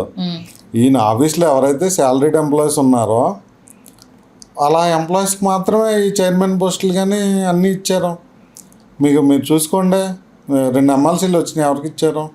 3 తిరుపతి డైరెక్టర్లు వచ్చినాయి, తిరుపతి దాంట్లో బోర్డు మెంబర్స్, అవి ఎవరికి ఇచ్చారు? పార్టీ ఆఫీస్లో వాళ్ళకి ఇచ్చారు, ఆయనతో తిరిగే వాళ్ళకి ఇచ్చారు. చైర్మన్లు వచ్చినాయి, పార్టీ ఆఫీస్లో శాలరీకి ఉండే ప్రతి ఎంప్లాయీనే చైర్మన్ చేశారు. వాస్తవానికి గ్రౌండ్ లెవెల్లో ఎవరైతే క్యాలిబర్ ఉన్న నాయకులు ఉన్నారో, డిఎంఆర్ శేఖర్ గారు ఉన్నారు, పెంటపాటి పుల్లారావు గారు ఉన్నారు, పెంటపాటి ఉన్నారు. ఆయన పెంటపాటే మాకు ఏలూరు ఎంపీకి కంటెస్ట్ చేశారు. సో చాలామంది రిటైర్డ్ ఐఏఎస్లో గతంలో పోటీ చేసిన వాళ్ళు ఉన్నారు. యంగ్ లీడర్స్ ఇప్పుడు సందీప్ పంచగర్లా ఉన్నాడు, ప్రియా సౌజన్య, స్వరూప, పత్తి చంద్రశేఖర్ గారు, ఇంకా చిలక మధుసూదన్ గారు, ఇలా నెంబర్ ఆఫ్ లీడర్స్ ఉన్నారండి. వాళ్ళకి కార్పొరేషన్ చైర్మన్లు ఇవ్వచ్చు, చైర్మన్లు ఇవ్వలేదు. పండిత్ మల్హోత్రా ఉన్నాడు, ఇలా చాలా మంది ఉన్నారు కంటెస్ట్ చేసిన వాళ్ళు. వీళ్ళకి డైరెక్టర్లు ఇచ్చారు. అవి కూడా డైరెక్టర్లే. మీకు చెప్పాను కదా, 12 ఉంటే దాన్ని పెంచి ప్రతి కార్పొరేషన్లో 2 జనసేనకి ఇచ్చారు. దాంట్లో వీళ్ళందరినీ పెట్టారు. దానికన్నా కూడా వీళ్ళకి ఎప్పుడు గౌరవం తెలుసండి, వీళ్ళని ఒక కాన్స్టిట్యున్సీ ఇన్ఛార్జీలుగా ఇచ్చినప్పుడు, వాళ్ళని ఒక లీడర్లుగా నువ్వు ప్రమోట్ చేస్తున్నప్పుడు వాళ్ళకి గౌరవం ఇచ్చినట్టు. ఇప్పుడు ఈ డైరెక్టర్లో చెప్పుకోవడానికి కూడా కొంతమంది ఐటీ ఎంప్లాయీస్ ఉన్నారండి. ఇందులో ఏదో అయిపోతుందని వాళ్ళ కెరీర్ జాబ్లు వదిలేసి జాయిన్ అయ్యారు. అలా 1,00,000 అబౌవ్ శాలరీస్ ఉంటే ఇప్పుడు ఇది 20,000 జీతం అంటే డైరెక్టర్లో. ఖాళీగా తిరిగోడు ఎవడన్నా ఏదన్నా అంటే దాన్ని పొంచి చేసి చేస్తున్నాడు. ఒక లీడర్ డైరెక్టర్గా ఎలా వెళ్తారండి? అలాంటి లీడర్లు అందరినీ ఈయన ఇది పెట్టారు. తర్వాత మళ్ళీ కింద నీటి సంఘాలని, సొసైటీ డైరెక్టర్లని అరౌండ్ 3,000 పోస్టులు జనసేనకి ఇచ్చారు. దానికి ₹1 కూడా జీతం ఉండదు, జస్ట్ గౌరవప్రదం అంతే. వార్డు మెంబర్ బెస్ట్ ఆ పోస్టుల కన్నా. సో అలాంటి పోస్టులన్నింటినీ ఒక పదవి బాధ్యత అని చెప్పి ఒక ప్రోగ్రాం చేశారు పార్టీ ఆఫీస్లో. కళ్యాణ్ గారు అధ్యక్షత తీసుకుని ల్యాండ్ సెటిల్మెంట్లు చేయొద్దు అంటున్నారు వాళ్ళని. వాళ్ళేం వార్డు మెంబర్ వాల్యూ కూడా కాదండి అవి ఆ పోస్టులు. వాళ్ళేం ల్యాండ్ సెటిల్మెంట్లు చేస్తారు? మీరు ఇంకా లాస్ట్ గవర్నమెంట్ అప్పుడు ఈయన 2019 ముందు అన్ని వేల ఎకరాలు అవసరం లేదన్నారు. మలేషియా అన్ని వేల ఎకరాలు ఉంది, సింగపూర్ అన్ని వేల ఎకరాలు ఉందని కళ్యాణ్ గారు చెప్పారు. ఇప్పుడు ఆయన గవర్నమెంట్ పార్ట్ ఆఫ్ గవర్నమెంట్ ఉన్నారు. ఇప్పుడు ఇంకా మళ్ళీ సెకండ్ ల్యాండ్ పూలింగ్ అంటున్నారు, ఇంకొక 20,000 ఎకరాల పైన. సో మళ్ళీ 1,750 కోట్లు పెట్టి ఎన్టీఆర్ స్టాచ్యూ పెడతాం అంటున్నారు. సో ఇలాంటి యాక్టివిటీస్ అన్నీ ఆయన కూడా దానికి అగ్రీ చెప్పారు. సో అదే తర్వాత ఓకే అయింది, మినిస్టర్లు అందరూ ఓకే చేసినాకే అంటున్నారు. ఇంత వాళ్ళకి సపోర్ట్ చేస్తున్నారు ఇలాంటి కార్యక్రమాలకి అని. పార్టీ పదవులు చూసుకోండి ఇలా వెళ్తున్నాయి. అంటే కీ రోల్ పోస్టులు ఏమున్నాయండి వాటిలో, అంత ల్యాండ్ సెటిల్మెంట్ చేసి. సో ఇవన్నీ ఎవరు చేస్తున్నారు? పార్టీ అధ్యక్షుడే చేస్తారు. ఇప్పుడు నేను ఒక కంపెనీ ఓనర్నండి, నాకు కింద ఎంప్లాయీస్ నన్ను దాటి ఏం వర్క్ చేస్తారు వాళ్ళు? అందరూ ఏంటంటే ఎవరినో తిట్టుకుంటారు, హరిప్రసాద్ గారినో మనోహర్ గారినో. కానీ ఈ ఎంటైర్ జర్నీలో, పొలిటికల్ జర్నీలో కళ్యాణ్ గారే కరెక్ట్గా లేరేమో అని నా ఉద్దేశం. అంటే ఆయన పార్టీని డెవలప్ చేయాలనుకుంటారు కానీ ఆయన కూడదోసుకోవాలని అనుకోరు కదా. మరి కళ్యాణ్ కరెక్ట్ లేరు అనడానికి ఇప్పుడు బయటికి వస్తూ ఇప్పుడు హరిప్రసాద్ గారు కావచ్చు, మనోహర్ గారు కావచ్చు, ఇలా చాలామందికి పదవులు ఇచ్చారు. చూస్తున్నప్పుడు చూసే వాళ్ళకి ఏమంటుంది, ఆయన వింటున్నారు కాబట్టి వాళ్ళందరినీ ఆయన పట్టించుకున్నారన్న కాన్సెప్ట్ ఉంటుంది తప్పితే వీళ్ళు గోడ కడుతున్నారనేది బయట పోర్ట్రేట్ అవుతుంది. మీరేమో అసలు పవన్ కళ్యాణ్ గారే అందరికీ గోడ కడుతున్నారు అనేసి మీరు అంటున్నారు. 2 స్టేట్మెంట్ చాలా డిఫరెంట్గా ఉన్నాయి. మరి అంటే మీకు కొన్ని ఎగ్జాంపుల్స్ చెప్తాను. 2014లో ఆయన పార్టీ పెట్టారు. అప్పటికే పిఆర్పి మెర్జ్ అయిపోయింది కాంగ్రెస్లో. సో వీళ్ళ వర్గం అంతా అందులో జాయిన్ అయిపోయారు. సో 2014 ఈయన పార్టీ పెట్టేసరికి అందరూ ఏమనుకుంటారు, ఒక డిసప్పాయింట్లో ఉంటారు. వచ్చేలా పార్టీ కలిసిపోయింది, బాధలో ఉంటారు. అందరికీ ఏమనిపిస్తుంది, మళ్ళీ ఎగ్జైట్మెంట్. దెబ్బతిన్నాం కాబట్టి ఇతను కసిగా ఉన్నాడు, చెగువేరా అంటారు, భగత్ సింగ్ అంటారు, ఇవన్నీ చెప్తారు కదా మనకి. సో ఆ భావాలు ఉన్న వాళ్ళందరూ సో మళ్ళీ అందరు జాయిన్ అయ్యారు. యువత జాయిన్ అయ్యారు ఎక్స్క్లూజివ్గా. ఏం చేశారు, అసలు ఎలక్షన్కి వెళ్లకుండా, కొన్ని సీట్లు కూడా తీసుకోకుండా రాష్ట్ర వ్యాప్తంగా కళ్యాణ్ గారికి సపోర్ట్గా కళ్యాణ్ గారు తిరిగారు, చంద్రబాబు గారికి సపోర్ట్ చేస్తూ. తర్వాత మళ్ళీ ముద్రగడ్డ గారి కాపు ఉద్యమం వచ్చింది. అప్పుడు కాపు యువత అంతా అనేక రకాల కేసులు పెట్టించుకుని, చిన్న రోడ్డు బ్లాక్ చేసినా సరే కేసులు పెట్టారు. సో డిఫర్ అయ్యి ఎగైనెస్ట్ టీడీపీ ఉన్నారు. ఆ టైంలో కళ్యాణ్ గారు కూడా మళ్ళీ ఎగైనెస్ట్ టీడీపీ వచ్చారు. వీళ్ళిద్దరూ ఎగైనెస్ట్ అవడమే కాదు, వీళ్ళిద్దరికి ఉన్న కూటమిగా ఉన్న బీజేపీ పార్టీకి కూడా వీళ్ళిద్దరు ఎగైనెస్ట్ వచ్చారు. అటు టీడీపీ డిఫర్ అయింది బీజేపీతో, ఇటు కళ్యాణ్ గారు కూడా పాచిపోయిన లడ్డూలు, ప్రత్యేక హోదా మీద ఉద్యమం చేస్తానని ఈయన మీటింగ్లు పెట్టారు. బీజేపీ పార్టీకి 2 డిఫర్ అయినాయి. వీళ్ళిద్దరూ కావాలనే డిఫర్ అయ్యారు, దూరం జరిగారు. 2019 ఎలక్షన్కి వెళ్ళారు. 2019లో అనేక మంది చెప్తా ఉన్నారు, మా బీఫామ్లన్నీ మా పార్టీ నుంచి ఇచ్చాము అని చాలామంది లీడర్లు, టీడీపీ లీడర్లు బహిరంగంగా చెప్పడం జరిగింది. వెక్స్ అయిపోయి టీడీపీ మీద వెక్సే, జనసేన మీద వెక్సే చెప్పారు. మా వరకు మాకు ఈ పుల్లారావు గారు అని ఏలూరు ఎంపీ అభ్యర్థిగా పోటీ చేశారు. ఆయన సామాజికవేత్త, వాళ్ళ మిస్సెస్ ఏదో సెంట్రల్ గవర్నమెంట్ సీనియర్ పొజిషను. ఆయనకి ఎంపీ క్యాండిడేట్ ఇచ్చారు ఏలూరుకి. మేము వెళ్ళాం ఆయన కలవటానికి ఇంటికి. వెళ్ళిన తర్వాత, సార్ మీరు పార్టీలో ఎక్కడ యాక్టివ్గా వర్క్ చేసింది లేదు, అయినా గ్రేట్ సార్ మీరు ఎంపీ టికెట్ తెచ్చుకున్నారు అని చెప్పి అప్రిషియేట్ చేసాం. చెప్తే ఆయన నవ్వుతూ, నేను బీఫామ్ తీసుకోవటాకే ఫస్ట్ టైం కళ్యాణ్ కలిశాను, ట్విట్టర్లో ఇన్వైట్ చేశారట ఈయన కళ్యాణ్ గారు. ట్విట్టర్ పోస్ట్, సార్ పుల్లారావు గారు మీలాంటి వాళ్ళు వచ్చి పార్టీలో ఉంటే కంటెస్ట్ చేస్తే బాగుంటుందని. సో ఈయన ట్విట్టర్లోనే ఆయన అభిప్రాయం చెప్పాడట. Okay sir, thank you, will work together అన్నట్టు. ఆయనకి ఎంపీ బీఫామ్ ఇచ్చారు. ఇంకా కాన్స్టిట్యున్సీలో నీకోసం గొడవలు దించుకున్న వాళ్ళు ఎవరు లేరా? సెలక్షన్ అంతా ఈందే అంటారు. కంప్లీట్ సెలక్షన్ అంతా పవన్ కళ్యాణ్ గారు ఆయనదే కదండి. ఈ మధ్యన ఒక అశోక్ అని చెప్పి TV9 యాంకర్ ఎక్స్, ఇప్పుడు అతను ఓన్గా వీడియోలు చేస్తున్నారు. ఆయన ఒక పోస్ట్ పెట్టాడు, నన్ను కళ్యాణ్ గారు ఇలా ఆహ్వానించారు, పిలిచారు, నేను వెళ్ళలేదు తర్వాత అని తన అభిప్రాయం పెట్టాడు. ఇవన్నీ చూస్తే ఏమవుతుందంటే, నువ్వు పార్టీ నీ కోసం పనిచేసిన వాళ్ళని ఎవరో నువ్వు ఎంకరేజ్ చేయలేదు. నువ్వు ఎవరిని పిలిచారు? జనాల్లో ఓట్లు గ్రాప్ చేయగలిగిన వాళ్ళని అప్పుడు పిలిచి అప్పుడు బీఫామ్లు ఇచ్చారు. దానికోసం ఎందుకు ఎగైనెస్ట్ టీడీపీ ఓటు ఈ వైఎస్ఆర్కి వెళ్ళకుండా చేయడానికి, వైఎస్ఆర్ గెలిచింది. సో అయిపోయినాక మళ్ళీ పార్టీని బలపరుచుకోవాలి కదా. ఎప్పుడో మీటింగ్ జరిగింది. ఆ మీటింగ్లో ఏం చెప్పారు ఆయన, ఓటు చేయాలనే ఉన్నాం అంటే ఓపెన్ అయిపోయారు. ఇక మేము కలిసి వెళ్ళబోతున్నాం నెక్స్ట్ ఎలక్షన్ అని చెప్పి ఓపెన్ అయిపోయారు. అందరూ డెఫర్ అయ్యారు, ఇన్ని సీట్లు కావాలన్నారు. సో ఎక్కడికక్కడ ఆయన జనసేన కార్యకర్తలను కొంచెం కన్విన్స్ చేసుకుంటూ వచ్చారు ఆయన పదజాలంతో, మాట విధానంతో. సో ఈ జర్నీలో ఇవన్నీ చూస్తే ఇప్పుడు ఇంకా డిఫర్ అవడానికి లేదు. ఈ రెండు పార్టీలు, టీడీపీ కానీ జనసేన కానీ డిఫర్ అవడే సిచ్యువేషన్ లేదు. చెప్పలేరు కూడా, ప్రజలు కూడా కన్విన్స్ కారు. ఇక రెండు కలిసి జర్నీ చేసి మెర్జ్ అయిపోవడం బెటర్ అని నా ఉద్దేశం. ఇప్పుడు సో ఇంకా 15 సంవత్సరాలు కలిసి ట్రావెల్ చేస్తా అంటున్నారు. సో ఈ 15 సంవత్సరాల ట్రావెల్లో ఇక నీకో నాకో ఇలాంటి చిన్న మధ్య తరగతి వాళ్ళకి ఇక అవకాశాలు క్రియేట్ కావు. సో ఇక మన చెప్తున్నారు ఆ విషయాన్ని ప్రేక్షకులు చెప్తున్నాను. సో అవకాశాలు ఉండవు ఇక.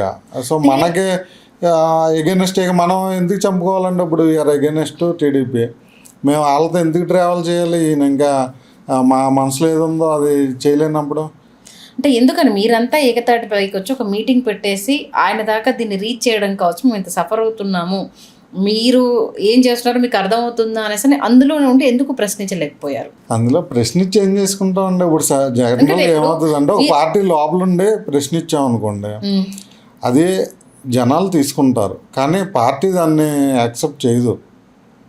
పార్టీ యాక్సెప్ట్ చేసే పరిస్థితిలో ఉంది. మీరు మంచి మాట చెప్పారు, జనాలు తీసుకుంటారు అంటే అందులో ఉన్న మీలా కష్టపడ్డే కార్యకర్తకు ఆ ప్రశ్నించే తత్వము ఏం నష్టపోతున్నాడు, దీనికి సంబంధించి నువ్వు పునరాలోచించుకోవాల్సిన అవసరం వచ్చింది. మిగతా కార్యకర్తలందరికీ న్యాయం జరగాలన్నా, కష్టపడ్డవాడు తెర మీదకి రావాలన్నా, మనమంతా ఏకతాటిపైకి రావాలన్న ఒక ఆలోచనతో ప్రేరేపించడం అవుతారు కదా. అది జనం దాకా అయితే, మీరే అన్నారు జనం దాకా రీచ్ అయితే చాలు కదా. అవుతుందండి. పార్టీలో ఉండే 2 రకాలు ఉంటారండి వెక్స్ అయిపోయిన వాళ్ళు. నేను పోయినా పర్లేదు, నేను నెక్స్ట్ వాడికి న్యాయం జరగాలి, ఇక్కడ ఉన్నాయన్నీ పాయింట్అవుట్ చేయాలని ఒకళ్ళు ఉంటారు, అక్కడే ఉంటారు. కొంతమంది ఉంటారు, ఇక ఇప్పుడు వరకు ఉన్నాం మనకు న్యాయం చేయలేదు, ఇక వద్దు, ఇక మనకి వదిలేసి రామ్ పెట్టేసి బయటికి వెళ్ళిపోదాం, మన పని మనం చేసుకుందాం అనుకునే వాళ్ళు ఉంటారు. నేను రెండో రకం, అక్కడే ఉండి అక్కడే తప్పుల్ని పాయింట్అవుట్ చేసి ఇది అవసరం లేదనుకున్నాను, నేను బయటకు వచ్చేసి నచ్చిన పార్టీలో జాయిన్ అయ్యాను, నేను నాకు నచ్చిన విధంగా నేను వర్క్ చేసుకుంటాను. ఇప్పుడు నన్ను వెంటాడుతున్నారు, ఎందుకు ఎందుకు వెళ్ళిపోయావు, ఇవన్నీ ఎందుకు వెళ్ళిపోయావు ప్రతి ఒక్కరికి నేను ఎక్స్ప్లెయిన్ చేయలేను. అందుకే నా పోస్టుల రూపాయన ఏదో ఒకటి తెలియజేస్తున్నాను, అరే బాబు ఇవన్నీ నాకు ఇబ్బందిగా ఉన్నాయి, అందుకే నేను వెళ్ళిపోయాను. అలా వెళ్ళిపోయినప్పుడు ఒక రకమైన వాదన ఏంటి తెర మీదకి వస్తుందంటే, అసలు ఇతను జనసేన వల్ల తెర మీదకి వచ్చాడు, ఈయన ఏం చేయగలుగుతాడు అనేది అక్కడ జనాలకు కావచ్చు, లేకపోతే టీవీ మాధ్యమాల్లో కావచ్చు, సురేష్ అనే వ్యక్తి ఎవరికి తెలుసు, అందులో ఉండడం వల్ల అక్కడ ఉన్న వాళ్ళకి తెలిసింది. ఇప్పుడు బయటకు వచ్చాడు కాబట్టి తెలుస్తుంది, అంతే తప్పితే ఆయన ఉనికిని ఆయన కాపాడుకోలేకపోతే అది ఆయన తప్పు కదా అంటారు. దీనికి ఏమంటారు? ఏ పార్టీలోనంటే ఒక వ్యక్తి మనం పని చేస్తున్నప్పుడు హార్డ్ వర్క్ చేస్తున్నప్పుడు పార్టీ డైరెక్ట్ చూసే పరిస్థితి ఉండదు. ఒక మీడియా మాధ్యమం ఉండాలి, ఒక జిల్లా ప్రెసిడెంట్ ఇలాగ మన వర్క్ను ప్రొజెక్ట్ చేసేవాళ్ళు ఉండాలి. పైనుంచి మళ్ళీ మనకి ఏదన్నా ఈ వర్క్ చేయమని ఒక వర్క్ ఇచ్చేటట్టు ఉండాలి, ఈ యాక్టివిటీస్ అక్కడ చూసుకో అనేటట్టు. సో ఆ చైన్ బేస్ విధానం ఇక్కడ లేదండి. ఓకే, మీ కొన్ని ఆర్గనైజ్డ్ పార్టీస్ ఉంటాయి, కార్యకర్తలో ఏది పోస్టులు పెట్టాలన్నా ఇది పలానా లీడర్ని డిగ్రేడ్ చేయండి అని ఒక ఇన్ఫర్మేషన్ ఇస్తారు, లేకపోతే పలానా పార్టీని చేయండి అంటారు, లేకపోతే మళ్ళీ ఆగిపోండి ఇది బ్యాడ్ అవుతుందని ఒక ఇన్ఫర్మేషన్ సిస్టమ్ ఉంటుంది పైనుంచి కిందకి. అది ఇందులో లేదు.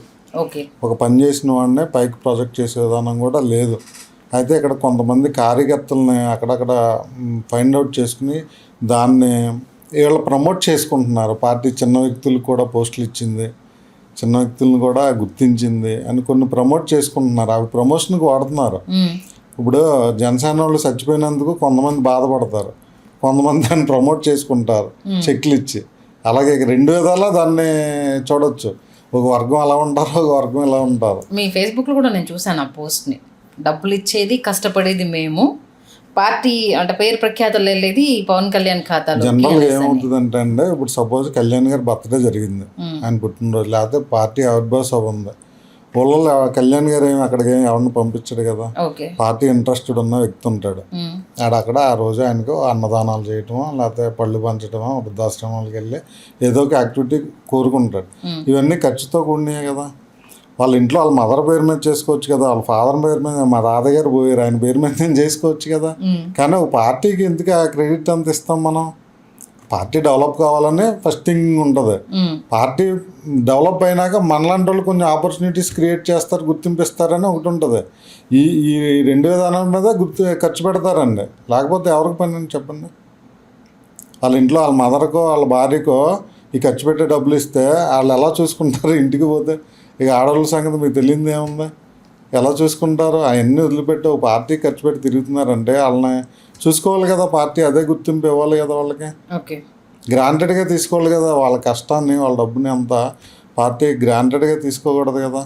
అలా అంటే మేము చెప్పామా చేయమని అంటారు. ఉమ్మడి పశ్చిమ గోదావరి జిల్లా నుంచి టికెట్ ఏమన్నా ఆశించారా జంగారెడ్డిగూడెం? అసలు అంటే నేను రేస్లో ఉన్నాను అన్న విషయాన్ని ఇన్ని సంవత్సరాలు అసలు పోస్ట్ చేశారా? అక్కడ దాకా ఏదైనా డిస్కషన్ జరిగిందా? మీ ఈ 12 years జర్నీలో సురేష్ బండారి ఉన్నాడు అన్న విషయం అధినేత దాకా అసలు పోస్ట్ అయిందా? ఇప్పుడు మీరు చెప్పిన దాని ప్రకారం నాకు యాక్చువల్ అంటే చాలా ఇంట్రెస్ట్ అండి పాలిటిక్స్. సో నేను కంప్లీట్ పాలిటిక్సే ప్రొఫెషన్గా తీసుకోవాలనే ఆలోచనలు ఉండేవాడిని. సో అలాంటి ఆలోచనలోనే నేను జాబ్ మానేసి నాకు ఇన్కమ్ ఉండేటట్టు కన్సల్టింగ్ ఏదో స్టార్ట్ చేసుకున్నాం. సో అవి చేసుకుంటే కంప్లీట్ పాలిటిక్స్ ఉండాలనే థింకింగ్. సో నా ఆలోచన ఏంటంటే ఎప్పటికైనా సరే యాక్టివ్గా ఉండాలి, కంటెస్ట్ చేయాలి, ఈ ఆలోచనలు ఉండేవి. సో అది లాంగ్ టర్మ్ గోల్ అండి. ఈరోజు వెళ్ళిపోయి నేను వాళ్ళని టికెట్ అడిగేయలేదు, లేకపోతే ఇంకో పార్టీని టికెట్ అడిగేయలేదు. ప్రతి రాజకీయాల్లో యాక్టివ్గా ఉంటున్నారంటే చిన్న వ్యక్తి అయినా పెద్ద వ్యక్తి అయినా వాళ్ళ టార్గెట్ కంటెస్ట్ చేయాలి, రావాలని ఉంటుంది. సో నేను ఎప్పుడు కూడా ప్రజల్లో కంటెస్ట్ చేసుకునేది, వార్డు మెంబర్ అయినా విలేజ్ ప్రెసిడెంట్ అయినా ఇంకోటైనా ప్రజల్లో కంటెస్ట్ చేసి రావాలనుకున్నాను తప్పితే నామినేటెడ్ పోస్టులు తీసుకుని ఒకసారి ఇది వచ్చేయాలనుకోలేదు.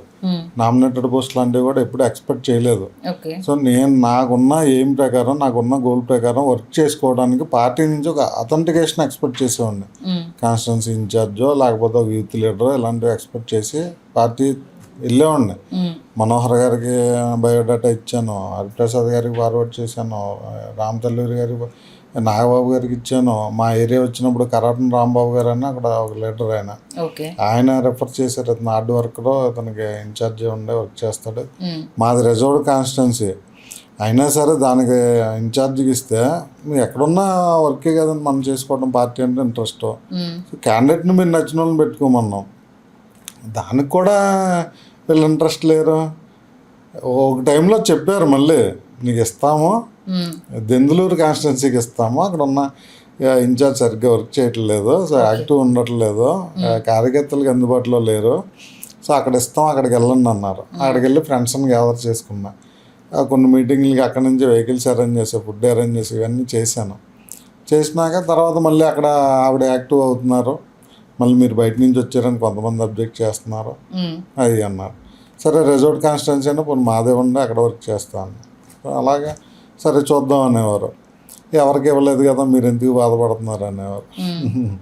ఇలా జరుగుతుండేదండి. నాకు ఇప్పటికే ఇన్ఛార్జీలు వేయరండి, కాన్స్టిట్యున్సీ ఇన్ఛార్జీలు. ఒక పొలిటికల్ పార్టీ పెట్టామండి సపోజ్. ఆ పొలిటికల్ పార్టీలో ఎవరు జాయిన్ అవుతారు ఫస్ట్? అభిమానులు, సినీ అభిమానులు, కులాభిమానం ఉన్నవాళ్ళు, లేకపోతే ఆయన యాక్టింగ్ నచ్చిన వాళ్ళు, లేకపోతే మంచి వ్యక్తి అనే ఫస్ట్ ఉన్న వాళ్ళు జాయిన్ అవుతారు. అప్పుడు దాకా ఏదో పార్టీలో పనిచేసిన వాళ్ళే కదా వాళ్ళు ఫస్ట్ కార్యకర్తలు ముందు జాయిన్ అవుతారు కదా. జాయిన్ అయిన ప్రతి మనిషికి అండి ఊళ్ళల్లో చాలా పనులు ఉంటాయండి. హాస్పిటల్ అని, పోలీస్ స్టేషన్ అని, ఆర్డీఓ ఆఫీసు, ఎంఆర్ఓ ఆఫీసు, ఊళ్ళో పంచాయతీలో పనులు, బర్త్ సర్టిఫికేట్, ఎన్నో రకాల పనులు ఉంటాయండి ఒక కార్యకర్తకి ఊళ్ళల్లో. సో వాళ్ళ ఎవరి దగ్గరికి వెళ్ళాలి పని వస్తే? సో నువ్వు పార్టీ పెట్టేసావు, ఒక సినిమా ఇన్ఛార్జ్ దగ్గరికి వెళ్ళాలి, కదా. ఇన్ఛార్జ్ కూడా ఎలాంటి వాడు ఉండాలండి? ఇప్పుడు సపోజ్ ఎవరికో ఒక కార్యకర్తకి ఇన్ఛార్జ్ ఇచ్చేసారు, అక్కడ ఫోన్ చేసి పోలీసులు రెస్పాండ్ అవుతారండి? ఏదో అరెస్ట్ జరిగింది, నేను పలానా ఇన్ఛార్జ్ నుండి అరెస్ట్, ఒక ఫేమ్ ఉండాలి కదా మనిషికి. అయితే కాన్స్టిట్యున్సీ మీద పట్టున్న వాడన్నా ఉండాలి, మొదటి నుంచి జనసేన నుంచి నడుచుకుంటూ ఉండాలా, లేకపోతే పొలిటికల్ బ్యాక్గ్రౌండ్ అయినా ఉండాలా, లేకపోతే అక్కడ ఫైనాన్షియల్ గా ఉండాలి కదా, ఒక పర్సన్ ఐడెంటిఫైడ్ పర్సన్ ఉండాలి కదండి. అలాంటి వాళ్ళు చెప్తేనే కదా వింటారా. అలాంటిది లేదు. ఆ కార్యకర్తలని ఏం చేస్తారంటే జనరల్గా కేసు అయింది అనుకోండి, ఏదో జనరల్గా వార్నింగ్ ఇచ్చి వదిలేసే కేసు అనుకోండి, దాన్ని లాక్ చేస్తారు, బండి పట్టుకెళ్తారు, లేకపోతే ఏళ్ళని లాక్ చేస్తారు, రిమాండ్కి ఇస్తారు. ఇలా రకరకాల కేసులు అయిపోతుంటాయి కార్యకర్తలకి. మన దగ్గర ఉండి మన పార్టీ నుంచి వీడు వేరే పార్టీకి వెళ్ళాడు, ఈయన ఎవడు కాపాడుతాడు చూస్తాం అనే కాన్సెప్ట్లో ఉంటారు వాళ్ళల్లో.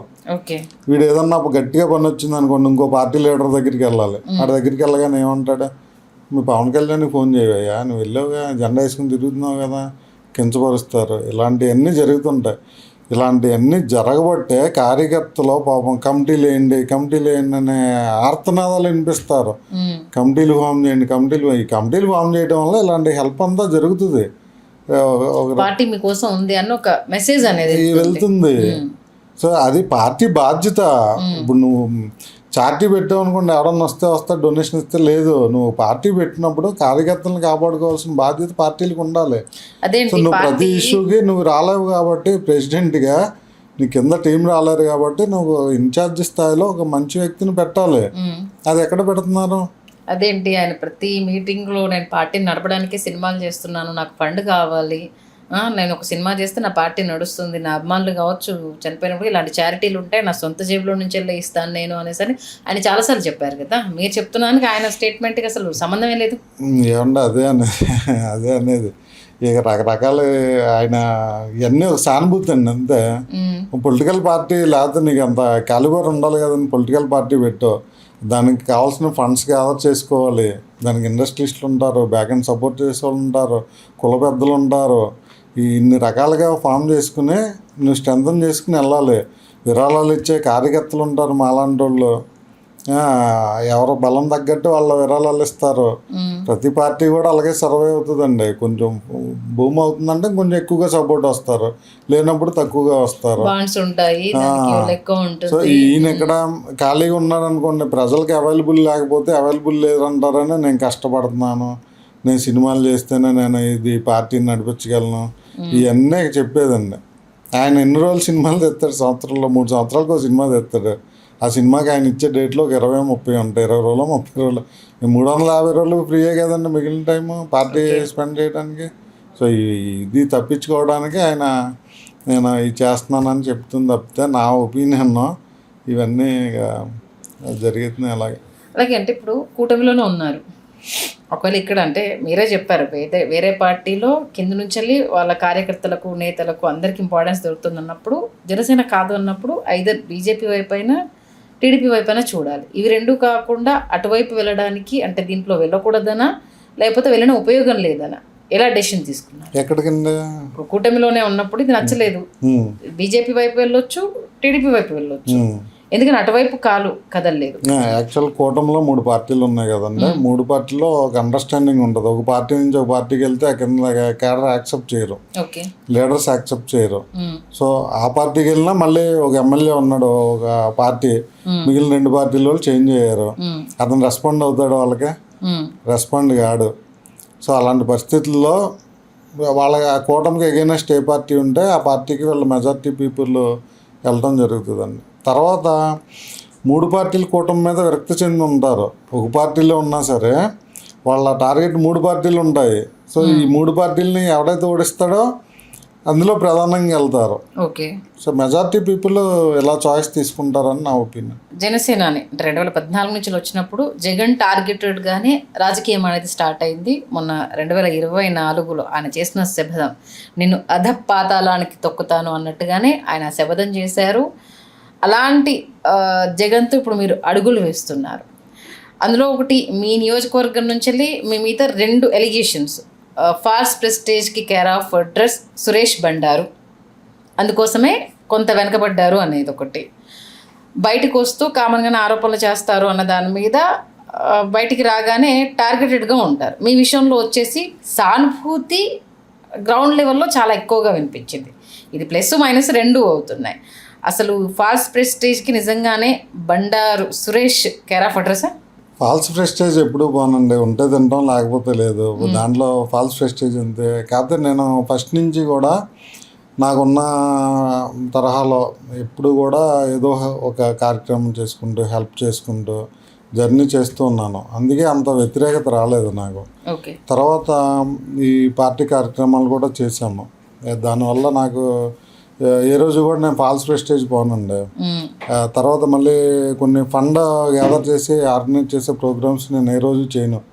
నా దగ్గర ఉంటే నేను చేస్తాను, లేకపోతే లేదు. ఎవరన్నా చేస్తుంటే ఎవరన్నా అడిగితే చేస్తాను. సో అలాంటి కార్యక్రమాల్లో కూడా నేను ఇన్వాల్వ్ కాను అసలు. సో అలా అందుకనే నాకు ఎక్కడ కూడా అలాంటి బ్యాడ్ రిమార్క్ ఎక్కువ లేదు. కాబట్టి నేను బయటకు వచ్చినప్పుడు కూడా అందరూ ఎక్కడున్నా బాగుండాలి, నువ్వు 10 సంవత్సరాలు పనిచేసినా గుర్తించలేదులే, so wish all the best అని చెప్పి చాలామంది నాకు విషెస్ చెప్పిన పరిస్థితి. సో కీ రోల్లో ఉన్న చాలామంది కూడా ఫోన్లు చేసి మంచి పని చేసావు సురేష్ వెళ్ళిపోయి, సో మేముండే ఏం చేస్తున్నావు అక్కడ, నెక్స్ట్ మేమే అన్నట్టు కూడా వాళ్ళు మాకు ఒక లైన్ క్లియర్ చేసావు నువ్వు అని చెప్పి వాళ్ళు చెప్పే పరిస్థితి. అంటే పవన్ కళ్యాణ్ గారికి నచ్చిన ఏకైక వ్యక్తి ఎవరైనా ఉన్నారంటే జగన్మోహన్ రెడ్డి. ఆయన పార్టీలోకి వెళ్తున్నాను అంటే వీళ్ళెవరు విభేదించలేదా? యాక్చువల్గా ఈ మీడియా ఛానల్స్ ఎక్కువ మీడియా ఛానల్స్ సపోర్ట్ టీడీపీ అండి. సో వాళ్ళు చూపించిందే ప్రజలు కానీ మేము కానీ ఎక్కువ నమ్మాము. అంటే జగన్ అంటే ఇలా ఉంటాడు అలా ఉంటాడు, ఈ రకరకాల స్టోరీలు వెళ్ళడం ఇవన్నీ చూసాం. కానీ అతనితో ఒకసారి కలిసి చూడండి, మీ ఒపీనియన్ చెప్పండి అని నా ఫ్రెండ్ ఒక అతను రాజమండ్రి నుంచి శ్రీకాంత్ అని ఉంటాడు. పార్టీలో డిఫర్ అయినా వెళ్ళి ఏదో కలుస్తామండి, తేల్చుకోవాలని వెళ్ళిపోతాము, మాట్లాడొచ్చినాక మళ్ళీ అతను వదిలిపెట్టి వెళ్ళబుద్ది కదండి అని నాకు చాలాసార్లు చెప్పాడు. ఇది నేను జనసేనలో ఉన్నప్పుడే. సో కొంతమంది ఫ్రెండ్స్ వెళ్తే అడుగుతాం కదా ఎందుకు అక్కడ ఇందులోకి రండి, ఆ టైప్ డిస్కషన్ చేసినప్పుడు అతను చెప్పాడు ఒకసారి నువ్వు కలిసి చూడు ఎప్పుడన్నా మామూలుగా కూడా నీ ఒపీనియన్ చెప్పన్నాడు. మేము వెళ్తే ఫుల్ బిజీ టైంలో కూడా 20 నిమిషాలు మాకు టైం ఇచ్చారండి. చాలా చాలా చాలా డిఫరెంట్ ఉంది. అసలు ఇంతకాలం వేరే ప్రతిపక్షంలో ఉన్నా మనం ఒక లీడర్ని కలవచ్చు కదా, ఎందుకు కలవలేదని నేను ఫీల్ అయ్యి నేను పోస్ట్ కూడా పెట్టాను ఎక్స్లో. ఎందుకు కలవలేదు ఇప్పుడు వరకు ఇలాంటి లీడర్ని అనిపించింది. అంటే కొంతమంది ముఖం మనం సాఫ్ట్గా చూస్తామండి. ఇప్పుడు కళ్యాణ్ గారిని మేము అంతా సాఫ్ట్గా చూస్తున్నాము, కానీ బిహైండ్ అంతా టీడీపీ కోసం వర్క్ చేస్తున్నాడు ఆయన. ఏదైతే మాకు మానసికంగా చచ్చిపోతాం ఒక పార్టీని సపోర్ట్ చేయాలంటే ఆ పార్టీకి ఆయన సపోర్ట్ చేస్తున్నాడు. సో అలాంటప్పుడు ఇక మాకు రెండిట్లో ఏదైనా పెద్ద తేడా ఉంటుందండి. అంటే మీరు జనసేన పార్టీ నుంచి వచ్చారని తెలిసి కావాలనే మీకు టైం ఇచ్చారని అంటే జగన్మోహన్ రెడ్డి ఆయనకి టైం అంటే నేను కార్యకర్తనండి, పార్టీలో కార్యకర్తనే. నేను ఏదన్నా ఒక పోస్ట్ తీసుకున్నాను, జనసేనలో రాష్ట్రస్థాయి నాయకుడు పోస్ట్ ఇచ్చారా వాళ్ళు ఏమన్నా, సో వాళ్ళు ఏదో బాధపడిపోవడానికి మేము ఇతను ప్రమోట్ చేసాము, ఇతను ఈ పార్టీలో నుంచి వెళ్ళిపోయాడని వాళ్ళ బాధపడతగ్గలేదు. ఈయన పిలిచి ఇవ్వడానికి మనం కార్యకర్తమే కదా. నాకున్న గుడ్ నేమ్ వల్ల మా లోకల్ లీడర్స్ పార్టీకి ఉన్న వాళ్ళు సరే అతను మంచి వ్యక్తి మన పార్టీలో జాయిన్ అయితే బాగుంటుందని చెప్పి పర్సనల్గా రిక్వెస్ట్ చేసి టైం తీసుకుని నన్ను జాయిన్ చేశారు. అలాంటి పరిస్థితుల్లో వెళ్ళాను, అంతేగాని వాళ్ళకి ఏదో అడ్వాంటేజ్ అయిపోతుందని ఇంకోలా చేయదు. ఒక మంచి వ్యక్తి కాబట్టి లోకల్ లీడర్స్ కొంచెం పర్సనల్గా తీసుకెళ్ళి జాయిన్ చేశారు. మీరేమో అలా అంటున్నారు, మరి మీ కూటమి అటు పవన్ కళ్యాణ్ గారు కావచ్చు, చంద్రబాబు నాయుడు గారు కావచ్చు, లోకేష్ గారు కావచ్చు, జగన్ ఒక సైకో, అహంకారి, అసలు హత్య రాజకీయాలకు కేర్ ఆఫ్ అడ్రస్, ఆ సైకోయిజాన్ని తట్టుకోలేకనే పార్టీలో ఉన్న వాళ్ళు చాలా మంది బయటకు వచ్చారు, ప్రజలు అందుకే చీకొట్టి 11 సీట్లు ఇచ్చారు, ఇవన్నీ అంటున్నారు కదా. మరి మీకు అదే అన్నది మీరు వ్యక్తిగతంగా చూసినా అధికార పార్టీ పరంగా చూసినా 11 సీట్లకి పరిమితం చేయాల్సినంత బ్యాడ్ పరిపాలన అయితే జగన్మోహన్ రెడ్డి గారు ఇవ్వలేదు. ఏది నేను ఒక ప్రతిపక్షంలో ఉన్నా అదే చెప్తాను. ఇది ఇప్పుడు ఏదో పార్టీలో జాయిన్ అయ్యామని కాదు, అంత వరస్ట్ పరిపాలన ఆయన ఇవ్వలేదు. చాలా మంచి కార్యక్రమాలు తీసుకొచ్చారు. సో ప్రొజెక్ట్ చేసుకోవడంలో కొన్ని ఇబ్బంది పడి ఉండొచ్చు, లేకపోతే పార్టీ లీడర్లో ఇతరులని కొన్ని పర్సనల్గా దూషించడం వల్ల ఎలాంటి నెగిటివ్ అయ్యి తప్పితే అంత వరస్ట్ పరిపాలన ఆయన ఇవ్వలేదు. ఇక పార్టీలు కంపేర్ చేస్తే రెండు పార్టీలు చూసే ఎక్కువ టీడీపీ ఛానల్స్ ఉన్నాయండి, ఎల్లో ఛానల్స్. వాటి వల్ల ప్రజల్లో రుద్దడం, డైలీ స్టోరీస్ వేయటం, ఇలా చూపించడం, సో దాన్ని ప్రాపర్గా వాళ్ళు డిఫెండ్ చేసుకోలేకపోవడం, వీటి వలన ప్రజల్లోకి కొంచెం వెళ్ళింది. అంతే తప్పితే వ్యక్తిగతంగా చూస్తే కంపేర్ టు టీడీపీ చాలా బెటర్ అండి వైఎస్ఆర్సీపీ. అంటే ఎలక్షన్ టైంలో మరి ఈ విషయాన్ని మీ జనసేన కూటమిలో ఎప్పుడైనా చెప్పారా? ఒక పార్టీ స్టాండ్ ప్రకారం వెళ్ళిపోతామండి, అంతే కదండి. పార్టీకి మేము హానెస్ట్గా వర్క్ చేస్తాం. ఇప్పుడైనా నేను వచ్చాను కాబట్టి ఒక పార్టీలో పనిచేసినప్పుడు అక్కడ ఉన్న లోటుపాట్లన్నీ తెలుస్తాయండి. కానీ ఎందుకు ఉంటామంటే ట్రావెల్ చేసాం. ఇప్పుడు వెళ్ళిపోతే ఒక ముద్ర పడిందా నా మీద, ఈ పార్టీకి వెళ్ళిపోయి అమ్ముడు పేరు అంటారు, వీడికి ఏదో బెనిఫిట్ వచ్చింది అంటారు, ఇంకోటి అంటారు. ఇవన్నీ పడటం ఎందుకు, అక్కడే ఉండి ఏదో ఎక్కడే వర్క్ చేసుకుందాం, సరే ఏదో ఇంకొక ఆపర్చునిటీ ఉంటుంది అన్నట్టు ట్రావెల్ అయిపోతుంటారు అందరూ. కొంతమంది ధైర్యంగా వచ్చిన అలాగే ఏది జరుగుద్దో చూద్దాంలని ముందుకు వచ్చి ఫైట్ చేసే పరిస్థితి ఉంటుంది కాస్త. ఇప్పుడు జగన్ గారి గురించి మీరు చాలా పాజిటివ్గా చెప్తున్నారు, బట్ ఎలక్షన్ టైంలో ఓడిన తర్వాత ఆయన ఓడిపోవడానికి ఆయన చుట్టూ ఒక కోటరీ ఉంది. ఆ కోటరీ మమ్మల్ని లోపలికి రానివ్వలేదు కాబట్టి బయటికి రావాల్సి వచ్చేసింది. అది ఆయన దాకా తీసుకెళ్దామన్నా మమ్మల్ని తీసుకెళ్ళలేదని సేమ్ కంప్లైంట్. ఇప్పుడు మీరు పవన్ కళ్యాణ్ గారి చుట్టూ ఆయన షాడోని క్రియేట్ చేశారన్నట్టు ఎట్లుందో ఇక్కడ అదే పరిస్థితి ఉందనేసి కదా నేతలు బయటకు వచ్చి చెప్పింది. లోకల్ లీడర్ నుంచి పై స్థాయి లీడర్ల వరకు ఎవరో కూడా అందరికీ యాక్సెసిబిలిటీ ఉండలేరండి. సో వాళ్ళ నమ్మకస్తుల్ని చుట్టూరు పెట్టుకుంటారు, ఏది వాళ్ళ షాడో కింద. సో దాన్ని మనం తప్పు పడాల్సిన అవసరం లేదు. నువ్వు బయట నుంచి అధ్యక్షుడు ఆహ్వానిస్తున్నాను అనుకోండి, బయట నుంచి ఈ క్వార్టర్ ఏం చేయలేదు.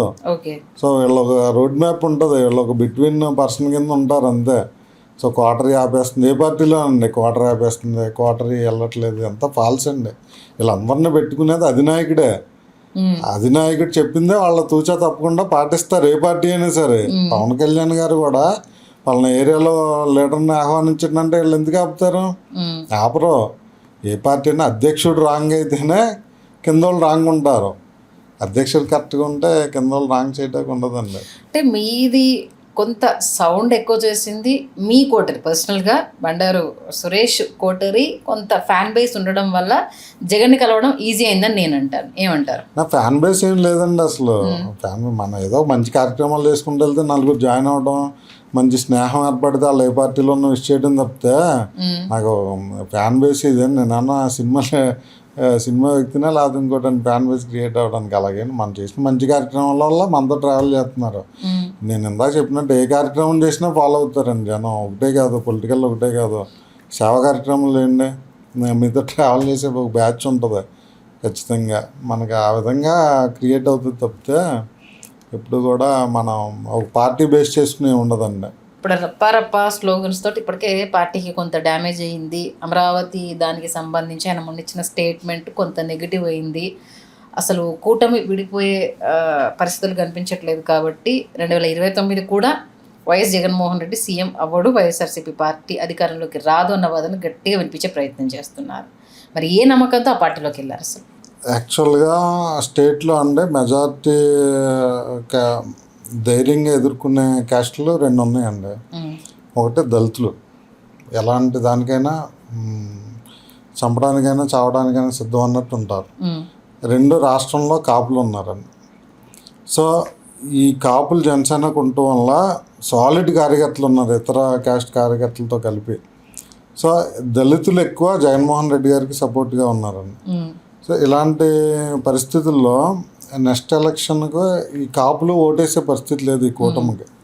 రీజన్ ఏంటంటే కాపులు మైండ్ సెట్ ఎలా ఉంటుందంటే, యాక్చువల్ ఆ మైండ్లో ఏముంటుందంటే కాలేజ్ చదువుకునే రోజుల నుంచి ఈ కమ్మా క్యాస్ట్ డ్రైవరీ ఉంటుందండి.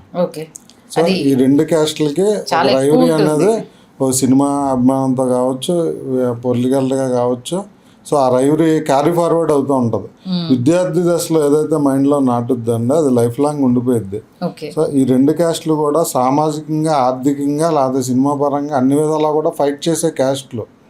సో ఈ రెండు అవసరాల కోసం లాస్ట్ టైం కలిసి చేసినాయి, కానీ ఈ ఎలక్షన్ చేయమండి. చిరంజీవి గారి సినిమా రిలీజ్ అయితే వాళ్ళు ట్రోల్ చేస్తారు, బాలకృష్ణ రిలీజ్ అయితే వీళ్ళు ట్రోల్ చేస్తారు, తిట్టుకుంటారు. సాక్షాత్తు బాలకృష్ణ గారు అసెంబ్లీలో చిరంజీవి గారిని మాట్లాడితేనే పవన్ కళ్యాణ్ గారు అలాంటి అడిగిన పరిస్థితి లేదు. సో ఇవన్నీ చూస్తారు, పబ్లిక్ చూస్తారు, వాళ్ళ క్యాస్ట్ బేస్ వాళ్ళు చూస్తారు. చూసి నెక్స్ట్ ఎలక్షన్లో ఖచ్చితంగా ఈ కాపు ఓటు అనేది కొంచెం మైగ్రేట్ అవుతుందండి వైఎస్ఆర్సీపీకి. 2024లో కాపులంతా ఏకతాటిపైకి వచ్చి నిలబడడం జరిగింది. అంటే పవన్ కళ్యాణ్ ప్రతిష్ట నిలబెట్టడానిక, లేకపోతే కాపులంతా ఏకతాటి పైన ఉన్నాము అన్న మెసేజ్ ఇవ్వడానిక? దీన్ని ఎలా మీరు క్యాల్కులేట్ చేస్తారు? ఏకతాటి మీదకి ఎప్పుడు కూడా ఏ క్యాస్ట్ పోలరైజ్ కాదండి. కాకపోతే లాస్ట్ ఎలక్షన్ జనసేనకు సంబంధించి కాపు ఓట్లన్నీ కూటమికి పడ్డాయి. కొందరు ఇష్టం లేకపోయినా అక్కడ టీడీపీ పర్సన్ నిల్చున్నా కూడా కూటమి పవన్ కళ్యాణ్ పిలుపు మేరకు కాపులంతా ఈసారి గంపగుత్తగా అటు ఓట్లు వేద్దాము అన్న ఆ ఈక్వేషన్ అనేది ఎక్కువ పనిచేసింది. నేను చూసింది ఏంటంటే అండి, ఇప్పుడు సపోజ్ ఒక వ్యక్తి ఉన్నాడు, 2019 వైఎస్ఆర్సీపీకి ఓటేసాడు, వైఎస్ఆర్సీపీ వ్యక్తే. వీడు ఏదన్నా ఊరు వెళ్ళాడు అనుకోండి, ఏంటో మీ కాపుల్లో ఒక లీడర్ వచ్చాడు, పార్టీ పెట్టాడు, అతన్ని ఎందుకు మీరు గెలిపించుకోలేదు, వీడు వైసీపీ వాడే, కానీ వీడికి నిజమే కదా మనోడిని ఓడిచ్చారు అన్న ఒక సానుభూతి ఫీలింగ్. అలాగ ప్రతి ఒక్కళ్ళు ఆ క్యాస్ట్ని అవమానపరచడం, మీరు గెలిపించుకోలేదు అంటాం. సో ఇలాగా కొంచెం సానుభూతి క్రియేట్ అయిందండి. తర్వాత మీ మనసులో ఏముందో అది నేను ఫుల్ఫిల్ చేస్తాను, అందరికీ సీఎం 1 year 2 years చేయాలని ఉంది. సో ఇక టీడీపీని పక్కన పెట్టండి, ఇతను ఉన్నాడు ఏదో మాట్లాడుకున్నాడు, ఒక 1 year సీఎం చేస్తాడు, ఈ కాన్సెప్ట్లో ఇక సైలెంట్గా ఓటేసి వచ్చేసారన్న.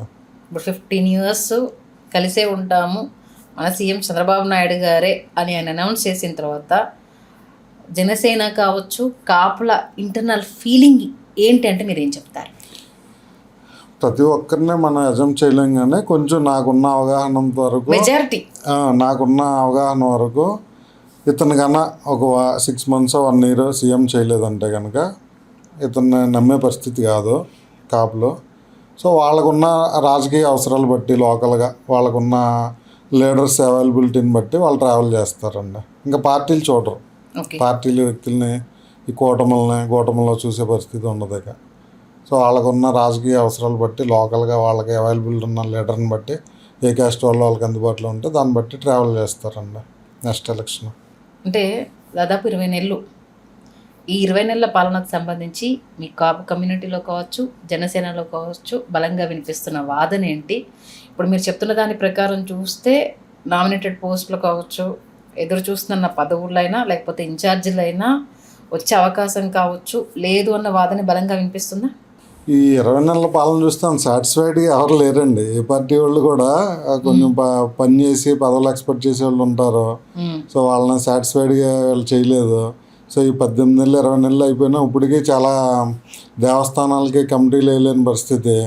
సో ఈ మద్యం చూడండి, ఇప్పుడు మద్యం లాస్ట్ గవర్నమెంట్లో గవర్నమెంటే అమ్మింది, ఆదాయం గవర్నమెంట్కి పర్టికులర్ టైమింగ్స్లో వాళ్ళు అమ్మారు.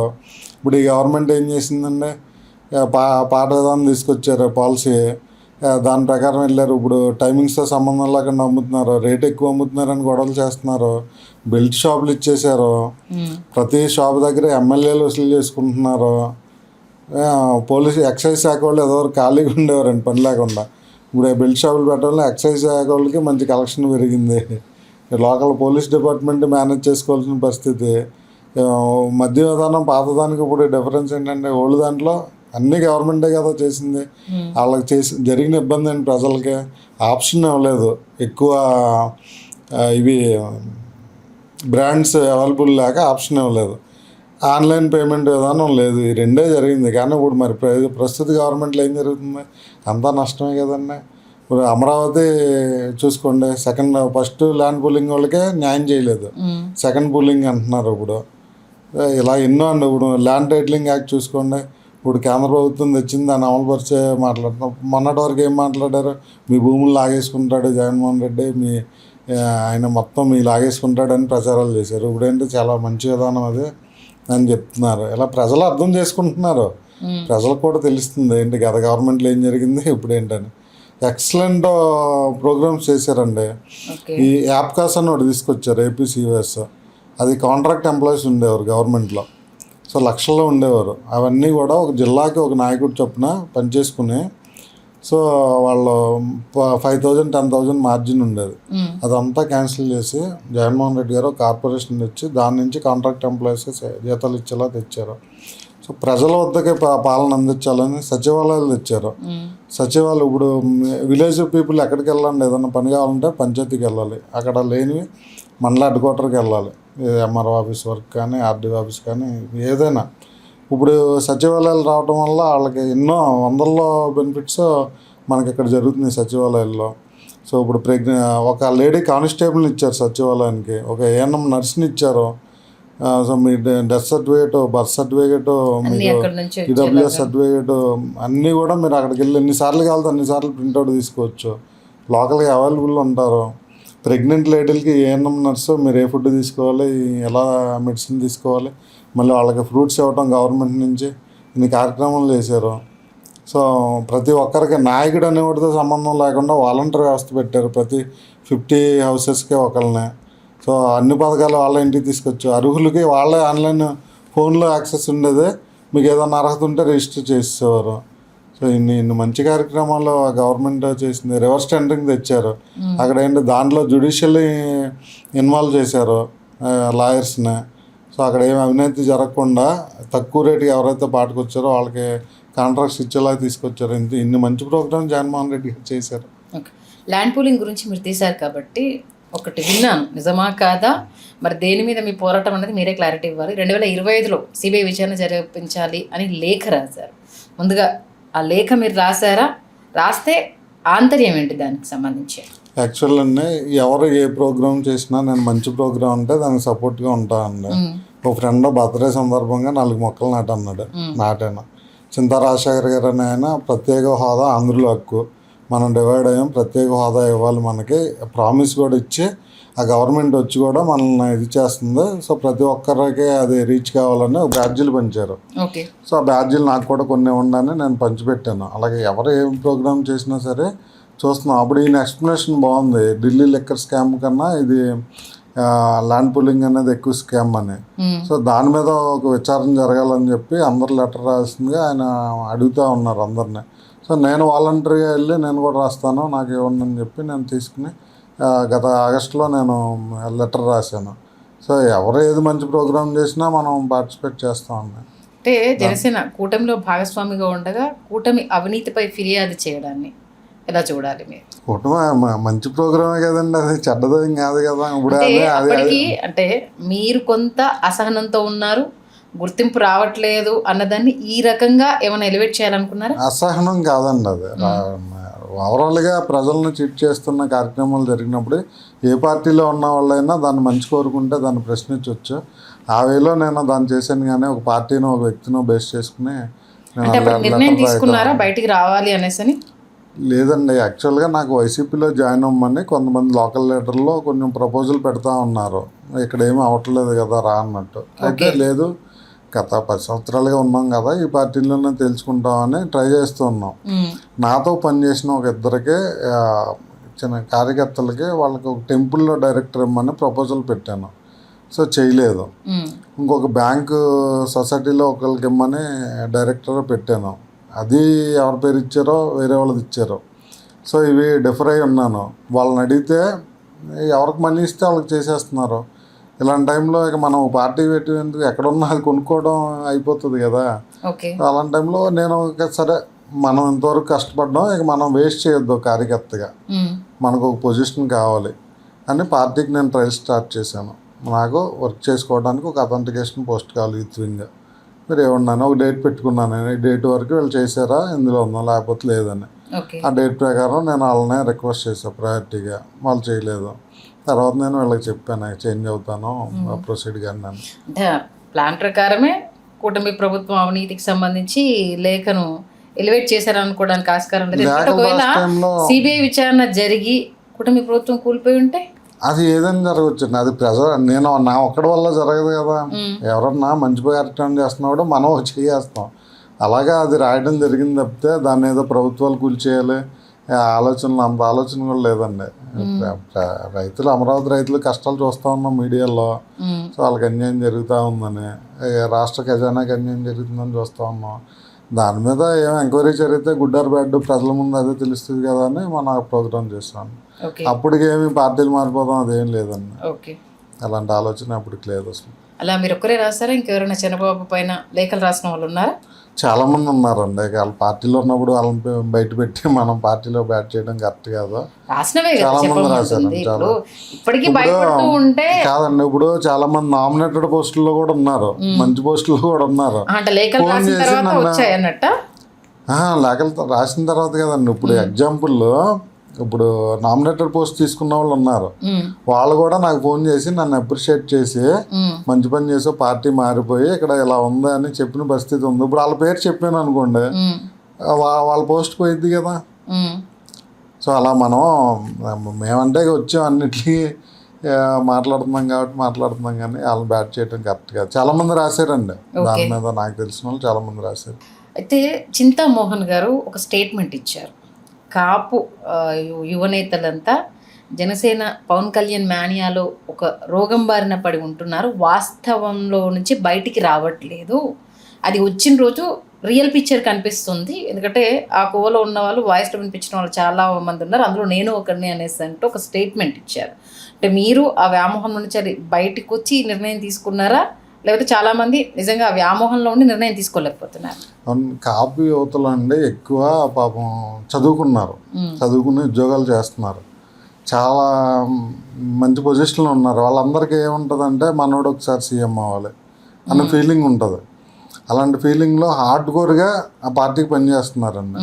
సో డొనేషన్స్ ఇవ్వడం, మీటింగ్స్ కండక్ట్ చేయడం, సో ఆయన ఏదన్నా అంటే డిఫెండ్ చేయడం, సో వాళ్ళనే తప్పు అనలేము, వాళ్ళ కోరిక నెరవేరుస్తారేమో అని వాళ్ళ ఫీలింగ్. కానీ మేము రిలీజ్ అయిపోయాం. ఆయన ఎప్పుడైతే మీ మనసుల్లో నేను నెరవేరుస్తానని అన్నారో అది, కానీ అలాంటిది ఏమీ జరగట్లేదు, ఇంకా 15 సంవత్సరాలు ట్రావెల్ చేయాలంటున్నారో, సో మేము రిలీజ్ అయ్యాం. సో నాకన్నా ముందు బ్యాచ్ ఉన్నారండి, నాకన్నా ముందు బ్యాచ్ రిలీజ్ అయ్యి ముందుకెళ్తే వాళ్ళని తిట్టిన దాంట్లో నేను కూడా ఉన్నాను. సో ఇప్పుడు మనం ఉన్నాం, తర్వాత ఇంకో జనరేషన్, అలాగా ఇంకొక బ్యాచ్ల కింద వస్తారు. నిజాలు తెలుసుకున్న వాళ్ళందరూ బయటకు వస్తారండి. అంటే చింతామోహన్తో ఏకీభవిస్తున్నారా? మానసిక రోగులుగా వీళ్ళు పవన్ కళ్యాణ్ మేనియాలో పడిపోయారు అనేదాన్ని ఆయన ఏదో పడతారండి, ఐడియా లేదు. కానీ అంత మానసిక రోగులైతే ఏం కాదండి, అంత తెలివైన వాళ్ళే కాపులు, దాంట్లో అలాంటి డౌట్ లేదు. కాకపోతే వర్క్షిప్ సిండ్రోమ్ అని అంటారు, సెలబ్రిటీ వర్క్షిప్ సిండ్రోమ్. ప్రస్తుతం కాపు యువనేత అంతా పవన్ కళ్యాణ్ మేనియాలో ఉండి ఒక మానసిక రోగానికి గురయ్యారు. దాంట్లో నుంచి బయటకు వచ్చినప్పుడు వాస్తవాలు తెలుస్తాయి, అది త్వరలో జరగబోతోంది, జరిగి తీరుతుంది అంటూ చాలా స్ట్రాంగ్ స్టేట్మెంట్. అవునండి, సెలబ్రిటీ వర్షిప్ సిండ్రోమ్ అని ఆయన అంటారు, అది మానసిక రోగులనే కాదండి. కాపులందరూ బాగా తెలివైన వాళ్ళు, చదువుకున్నారు, విజ్ఞులు. కాకపోతే వాళ్ళకున్న కోరిక, మనసులో ఏ కోరిక అయితే ఉందో ఆ కోరిక నెరవేర్చే విధంగా ఈయన పని చేస్తారేమో అని ట్రావెల్ చేస్తున్నారు. అది తను చేయట్లేదని తెలిసిన రోజున రిలీజ్ అయ్యి పక్కకు వచ్చేస్తారండి మాలాగా. సో ఇంకా కొంతమందికి ఆశ ఉంటుంది అక్కడ, ఇంకా చివరి నిమిషం వరకు సరే ప్రయత్నం చూస్తారు. సో ఎవరైతే ఆ జర్నీలో ఇతను కాదు, కరెక్ట్ కాదు, అది చేయడు అని ఉంటుందో పక్కకు వచ్చేస్తారండి. పక్కకు వచ్చి వాళ్ళ లోకల్ పరిస్థితిని బట్టి వాళ్ళు మూవ్ అవడం జరుగుతుంది. సో కాపులు తెలివైన వాళ్ళు అండి, అంత వర్షిప్ సిండ్రోమ్స్ ఇలాంటి ప్రాబ్లమ్స్ వాళ్ళకి లేవు, బాగా తెలివైన వాళ్ళు, చదువుకుంటున్నారు చక్కగా అందరు ఫ్యామిలీలో. మీ ఫేస్బుక్ ప్రతి పోస్ట్ బయటకు వచ్చిన తర్వాత నేను చూడడం జరిగింది, దాంట్లో వింత కామెంట్స్. సరే అంటే మీ మీద అభిమానంతో అన్నగారు ఎలాంటి నిర్ణయం తీసుకున్నా మీరు ఎదగాలి, మీరు అనుకున్న స్థాయిలో మీరు ఉండాలి అన్న కామెంట్స్తో పాటు వెళ్ళారు, కానీ ఇన్ని రోజులు అభిమానించిన పవన్ కళ్యాణ్ని మాత్రం తిట్టకండి అంటూ కూడా ఈ కామెంట్స్ కూడా పెట్టడం జరిగింది. అంటే మరి వాళ్ళ అభ్యర్థనని మీరు ఎలా స్వీకరించారు? అది కూడా అండి యాక్చువల్గా పాపం వాళ్ళ అభిమానంతో అండి, ఎందుకంటే అంటే ఇప్పుడు ఈ క్వశ్చన్ రిలేటెడ్ అడగడానికి మానసిక స్థితిలో ఉన్నారు అన్న ఆ క్వశ్చన్ కి రిలేటెడ్ గా తినాలి కాదండి. కాదు, యాక్చువల్గా వాళ్ళు చూసారు, నా కష్టాన్ని చూసారు, మీటింగ్స్ ఆర్గనైజ్ చేసి చూసారు, ఛానల్ పెట్టడం చూసారు, వాళ్ళంతా ఇతను ఒక లీడర్ అవుతాడనే కాన్సెప్ట్లో వాళ్ళంతా కూడా అబ్జర్వ్ చేస్తూ ఉన్నారు. కానీ నేను ఒక కార్యకర్తగా స్టార్ట్ చేశాను, అక్కడ ఒక కార్యకర్తగానే బయటకు వచ్చా. సో నాకు జరిగిన నష్టం వాళ్ళందరికీ తెలుసు కాబట్టి వాళ్ళందరూ విష్ చేయడం జరిగింది. సో పవన్ కళ్యాణ్ గారి విషయంలో కూడా ఆయన్ని జోలికి ఎందుకు వెళ్ళొద్దని అన్నారంటే, సో గతంలో లీడర్స్ ఎవరైనా జనసేన పార్టీ నుంచి బయటికి వెళ్ళిపోయిన వాళ్ళు ఎవరో కూడా కళ్యాణ్ గారిని కొంచెం టార్గెట్ చేసి మాట్లాడటం ఇవన్నీ జరిగాయి. సో వాళ్ళని వీళ్ళు ఎగ్జాంపుల్ విజయవాడ క్యాండిడేట్ చాలా మంది అండి, పోతున్న మహేష్ గారు చాలా మంది ఉన్నారు, అర్థం కాదు చాలా మంది ఉన్నారు. సో వెళ్ళిపోయిన వాళ్ళు ఎవరో పిక్చర్లో లేరండి ప్రజెంట్, ఒకళ్ళిద్దరు తప్పితే ఎవరో పిక్చర్లో లేరు. సో అలాంటిది నాకు క్రియేట్గా అవ్వకూడదని చెప్పి వాళ్ళు ఒక ఫ్రెండ్లీ నేచర్లో నాకు ఒక సలహా ఇచ్చారు. తర్వాత మళ్ళీ కళ్యాణ్ గారిని నేను విమర్శిస్తే వీళ్ళ కొంచెం తట్టుకోలేరు, మళ్ళీ వీళ్ళే నా మీద అభిమానించే వాళ్ళే కామెంట్ చేయాల్సిన పరిస్థితి వస్తుంది. ఇలాంటి సందర్భంలో వాళ్ళు నాకు ఫ్రెండ్లీగా సజెషన్ ఇచ్చారు తప్పితే నా కెరీర్ దృష్ట్యా వాళ్ళు పాపం అదొక వార్నింగ్ కాదు, లేకపోతే వర్షిప్ కాదు, ఇంకోటి కాదు, ఏదో మానసిక రోగం అలాంటివి కాదండి. వాళ్ళు ప్యూర్ హార్ట్తో నన్ను సపోర్ట్ చేస్తున్నారు. సో అలాంటి ఆలోచనతోనే వాళ్ళు నా సలహాలు ఇచ్చారు. సో నా ప్రశ్న ఏంటంటే, నేను ఎక్కడున్నా సరే పర్సనల్గా వెళ్ళనండి, పర్సనల్గా విమర్శించను. అక్కడ ఉన్న తప్పులను అడుగుతాను, నేను దానికి సమాధానం చెప్పాలని ఎక్స్పెక్ట్ చేస్తాను. అంతేగాని నేను పర్సనల్ పోయిన పవన్ కళ్యాణ్ గారిని ఎందుకు విమర్శించకూడదు అనేది నా ప్రశ్న. తప్పులు చేస్తున్నప్పుడు ఎవరినైనా విమర్శిస్తాము, ఆయనే పట్టించుకున్నప్పుడు ఆయననే కదా ప్రశ్నించాల్సింది. పార్టీలో ఉన్నప్పుడు ఆ పార్టీ కోసం పనిచేస్తాం, ప్రతిపక్ష పార్టీల తప్పులని ప్రశ్నిస్తుంటాం. నేను అలాగే ఏదన్నా ప్రశ్నిస్తే దాంట్లో ఈయన కూడా ఉంటారు, అంతేగాని ఈయన ఏదో అంటే నన్ను వీళ్ళందరూ టార్గెట్ చేస్తారు అలాంటి భయాలు అయితే నాకు లేవన్నా. ఓకే, నెక్స్ట్ సింగపూర్లో శంకర్ పవన్కి యాక్సిడెంట్ అయిన తర్వాత తీసుకొచ్చి ఇక్కడ హైదరాబాద్ ఇంటర్నేషనల్ స్కూల్లో వేయడం జరిగింది. దానికి సంబంధించి ఒక ప్రశ్న, ఇప్పుడు అలానే మీరు వైఎస్ఆర్సీపీలో జాయిన్ అయ్యారు కాబట్టి అసలు ఏపీలో ఇంగ్లీష్ మీడియాన్ని తీసుకొచ్చినప్పుడు గగ్గోలు పెట్టిన ఆయన తన కొడుకును మాత్రం ఇంటర్నేషనల్ స్కూల్లో వేశారు. అలాగే మెడికల్ కాలేజ్కి సంబంధించి ఇప్పుడు ఇష్యూ జరుగుతుంది, పీపీటీ మోడ్ తీసుకురావడం ఇవన్నీ జరుగుతున్నాయి. మరి దీనికి సంబంధించి ఈ క్వశ్చన్ మీ ముందు పెడితే ఏం సమాధానం చెప్తారు? మంచి ప్రశ్న అడిగారండి. నాడు నేడు ద్వారా ప్రైవేటు మన ప్రభుత్వ పాఠశాలని జగన్మోహన్ రెడ్డి గారు అద్భుతంగా తీర్చిదిద్దారండి. దాంట్లో డిజిటల్ టీచింగ్ తీసుకురావడం కానీ, మహిళల టాయిలెట్స్, జెంట్స్ టాయిలెట్స్, ఈ మధ్యాహ్న ఆహార భోజన కార్యక్రమాలకి సపరేట్ బిల్డింగ్స్ కట్టడం, వాళ్ళకి వాటర్ ఫెసిలిటీస్, అలాగా నాడు నేడులో విపరీతమైన ఇది జరిగిందండి, మార్పు జరిగింది. అది చాలా మంచి ప్రోగ్రాం జగన్మోహన్ రెడ్డి గారిది. అది ప్రజలకే మరి ఎందుకు రీచ్ కాలో నాకు అర్థం కాల. అలాంటప్పుడు ఇంగ్లీష్ మీడియం కూడా జనరల్గా గతంలో కూడా ఇంగ్లీష్ మీడియం తీసుకురావడాన్ని టీడీపీ గవర్నమెంట్ ట్రై చేసింది, కానీ వాళ్ళు పొలిటికల్ ఒత్తిళ్ళకి లొంగిపోయి ఆగిపోయారు. కానీ జగన్మోహన్ రెడ్డి గారు ఎప్పుడు పొలిటికల్ ప్రెజర్కి ఎప్పుడు లొంగడు. ఆయన ఒక మంచి కార్యక్రమం చేయాలని ఫిక్స్ అయ్యారంటే 100% అది చేసి తీరుతారు. అలాగా ఎన్ని ఒత్తిళ్ళు వచ్చినా సరే ఏ లీడర్ల నుంచే, సో ఈయన ముందు తీసుకొచ్చి ఇంగ్లీష్ మీడియం ప్రవేశపెట్టారు. చాలా బ్యూటిఫుల్గా మనకి ప్రభుత్వ స్కూల్ డెవలప్ అయ్యాయండి. ప్రైవేట్ స్కూల్కి ధీటుగా ప్రభుత్వ స్కూల్లో ఉన్నాయి. ఇప్పుడు చాలామంది మధ్యతరగతి వాళ్ళు, బిలో మధ్యతరగతి వాళ్ళు వాళ్ళ పిల్లల్ని ఈ పాఠశాలలో చదివించి వాళ్ళు ఇంగ్లీష్ మీడియం చదువుకుని చాలా డెవలప్ అవుతున్నారు పిల్లలు. నేను చూసి ఆశ్చర్యపోయానండి. మా స్కూల్కి వెళ్ళి సరదాగా వెళ్తాం కదా, ఊరు వెళ్ళినప్పుడు గవర్నమెంట్ ఉన్నప్పుడు సరదాగా వెళ్ళి ఏంటి ఎంత digital system, digital teaching, uniform, వాళ్ళకి బ్యాగులు అన్నీ ప్రభుత్వం ఇచ్చి మధ్యాహ్నం ఆహారం కూడా పిల్లలకి అందరికి వాళ్ళే పెట్టి అసలు అంత బ్యూటిఫుల్ డెవలప్మెంట్ చేశారనిపించింది. తర్వాత మీరు అడిగింది ఈ లీడర్స్ పిల్లలు అండి, ఒక పవన్ కళ్యాణ్ గారే కాదు, ప్రతి లీడర్ పిల్లలు, ప్రతి ఎంప్లాయీ పిల్లలు సాధారణ ప్రైవేట్ స్కూల్లోనే చదువుతారు. వాళ్ళకి ఆ క్యాలిబర్ ఉంటుంది, మంచి స్కూల్లోనే చదువు. కానీ ఈ గవర్నమెంట్ పాలసీలు వచ్చేవాటికి ఇక విమర్శించాలి. అదొక ఏమనలేము దాన్ని. ప్రభుత్వాన్ని ఇరుకుని పెట్టాలి, ప్రజలకి మంచి జరిగే కార్యక్రమాలు కూడా విమర్శించాలి, అదొక సాంప్రదాయం అయిపోయింది. దానిలో భాగంగానే ఇక వీళ్ళందరూ అపోజ్ చేయడం జరిగింది. కానీ hats off to Jaganmohan Reddy గారు అండి, పొలిటికల్ ప్రెజర్కి అసలు ఎలాంటి తలగకుండా దాన్ని చేసి చూపించారు. మరి గవర్నమెంట్ హాస్పిటల్ మెడికల్ కాలేజీలకు సంబంధించి పీపీటీ విధానానికి సంబంధించి వైఎస్ఆర్సీపీ గట్టిగా గళం వినిపించే ప్రయత్నం చేస్తుంది, ప్రజల్ని తప్పుదోవ పట్టిస్తున్నారు అంటూ కూటమి అంటుంది. మరి రెండు వాదనలో ఏది కరెక్ట్ అంటారు? ఇది చాలా తప్పండి. ప్రభుత్వ స్కూల్లో ప్రైవేటైజేషన్ చేయడం ఏంటంటే, ప్రభుత్వ మెడికల్ కాలేజీలో ఇప్పుడు ఒక మెడికల్ కాలేజ్ ఉందనుకోండి, దానికి అనుసంధానంగా మెడికల్ హాస్పిటల్ ఉంటుంది, రెండు గవర్నమెంట్ ఉంటాయి. మెరిట్ స్టూడెంట్ వస్తాడు ఎగ్జామ్ రాసి NEET exam. So merit students వస్తారు. ఇప్పుడు ప్రైవేటైజేషన్ చేయడం వల్ల అన్ని గవర్నమెంట్ ఫెసిలిటీసే ఉంటాయి, గవర్నమెంటే ప్రొవైడ్ చేస్తుంది, కానీ ఆ సీట్లని అమ్ముకుంటారు. 50% సీట్లు ఎవరికైనా అమ్ముకోవచ్చు పీపీపీ విధానంలో. సో మెరిట్ రారు కదా అప్పుడు. సో తర్వాత మళ్ళీ ఇప్పుడు గవర్నమెంట్ హాస్పిటల్లో ఫ్రీ ట్రీట్మెంట్ దొరుకుతుంది అందరికీ.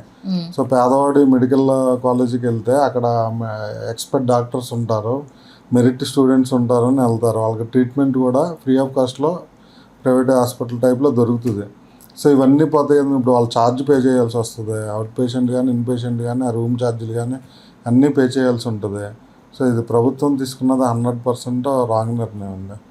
ఇది అనేది గవర్నమెంట్ మాత్రం ఖచ్చితంగా దాన్ని బిల్డ్ చేసి గవర్నమెంట్ హాస్పిటల్స్గా, గవర్నమెంట్ కాలేజెస్ కానీ అట్లా నడపాలి. కాపు సామాజిక వర్గానికి సంబంధించి పవన్ కళ్యాణ్ వల్ల ఎంతో కొంత మేలు జరుగుతుంది అని నమ్మడం జరిగింది.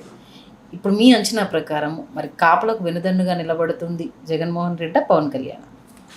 కాపులకి ఎక్కువ సీట్లు ఇచ్చింది జగన్మోహన్ రెడ్డి గారు అండి. మీరు కంపేర్ చేసుకుంటే ఈ కూటమి కానీ లేకపోతే ఏ పార్టీ అయినా చూసుకోండి, కంపేర్ చేస్తే జగన్మోహన్ రెడ్డి గారు ఎక్కువ, మినిస్టర్లు కూడా ఎక్కువ ఇచ్చారు. గతంలో కాపులు 30 to 40 బిట్వీన్ ఉండేవారు ఎమ్మెల్యేలు. ప్రజెంట్ 20కి పడిపోయిందండి అకౌంట్ కూటమిలో. తర్వాత మినిస్టర్లు ఒక 5-6 ఉండేవారు, ప్రజెంట్ 3 మినిస్టర్లు ఉన్నారు. సో ఈ దీన్ని బట్టి కాపులకి న్యాయం జరిగిందంటే అన్యాయం జరిగింది ఆ కూటమిలో. గత ప్రభుత్వాలు టీడీపీ ఉన్నప్పుడు కూడా ముద్రగడ్డ గారి ఉద్యమం వల్ల కాపు లోన్లు ఇవ్వడం జరిగింది. తర్వాత జగన్మోహన్ రెడ్డి గారి గవర్నమెంట్లో కాపు నేస్తం అని చెప్పి మహిళలందరికీ ఇవ్వడం జరిగింది. మరి ఇప్పుడు కూటమి ప్రభుత్వం కదా, అందరు నిలబడ్డారు కదా, కాపులకి ఎంతమందికి ఎంత ఫండ్స్ రిలీజ్ చేశారు అసలు ఇప్పుడు వరకు కాపు కార్పొరేషన్కి? కాపే కదండి, కాస్ట్ కార్పొరేషన్లో ఒక 60-70 ఫామ్ చేశారు. ఏ కాస్ట్కి ఫండ్స్ రిలీజ్ చేశారు? సో మీరు కాపుల గురించి ఎక్స్క్లూజివ్ అడుగుతున్నారు కాబట్టి ఈ కూటమిలో నేను ఏం జరిగింది బెనిఫిట్ అంటున్నాను. ఇక్కడ మీరు కాపు నేత కాబట్టి మెయిన్ అండర్లైన్ చేసిన పాయింట్ అడగడానికి ప్రధాన నేను ఎప్పుడు కాపు నేతగా లేనండి. కాపు కమ్యూనిటీ యాక్టివిటీస్లో ఏదైనా మీటింగ్స్ ఉంటే వెళ్ళటం, ఏదైనా ఆర్గనైజ్ చేయంటే మనము చేయటం, వాళ్ళతో టీంతో పాటు చేసేవాడిని. కానీ నేను కాపు నేత ఎప్పుడూ కాదండి. నేను పబ్లిక్ నుంచే ఉన్నాను, అన్ని క్యాస్టులతో నేను ట్రావెల్ అవుతూ ఉన్నాను, అన్ని క్యాస్టుల సపోర్ట్ కూడా నాకు మా ఏరియాలో ఉన్నదండి. అలాగే లోకేష్ గారి రెడ్ బుక్ రాజ్యాంగానికి సంబంధించి ఇప్పటికే వైఎస్ఆర్సీపీ నేతలు అనేక రకాలుగా జగన్మోహన్ రెడ్డి గారు ప్రెస్ మీట్ పెట్టినప్పుడు కూడా చెప్పడం జరిగింది. ఇష్టం వచ్చిన కేసులు పెడుతున్నారు అనేసి అన్న వాదన వినిపించడం జరిగింది.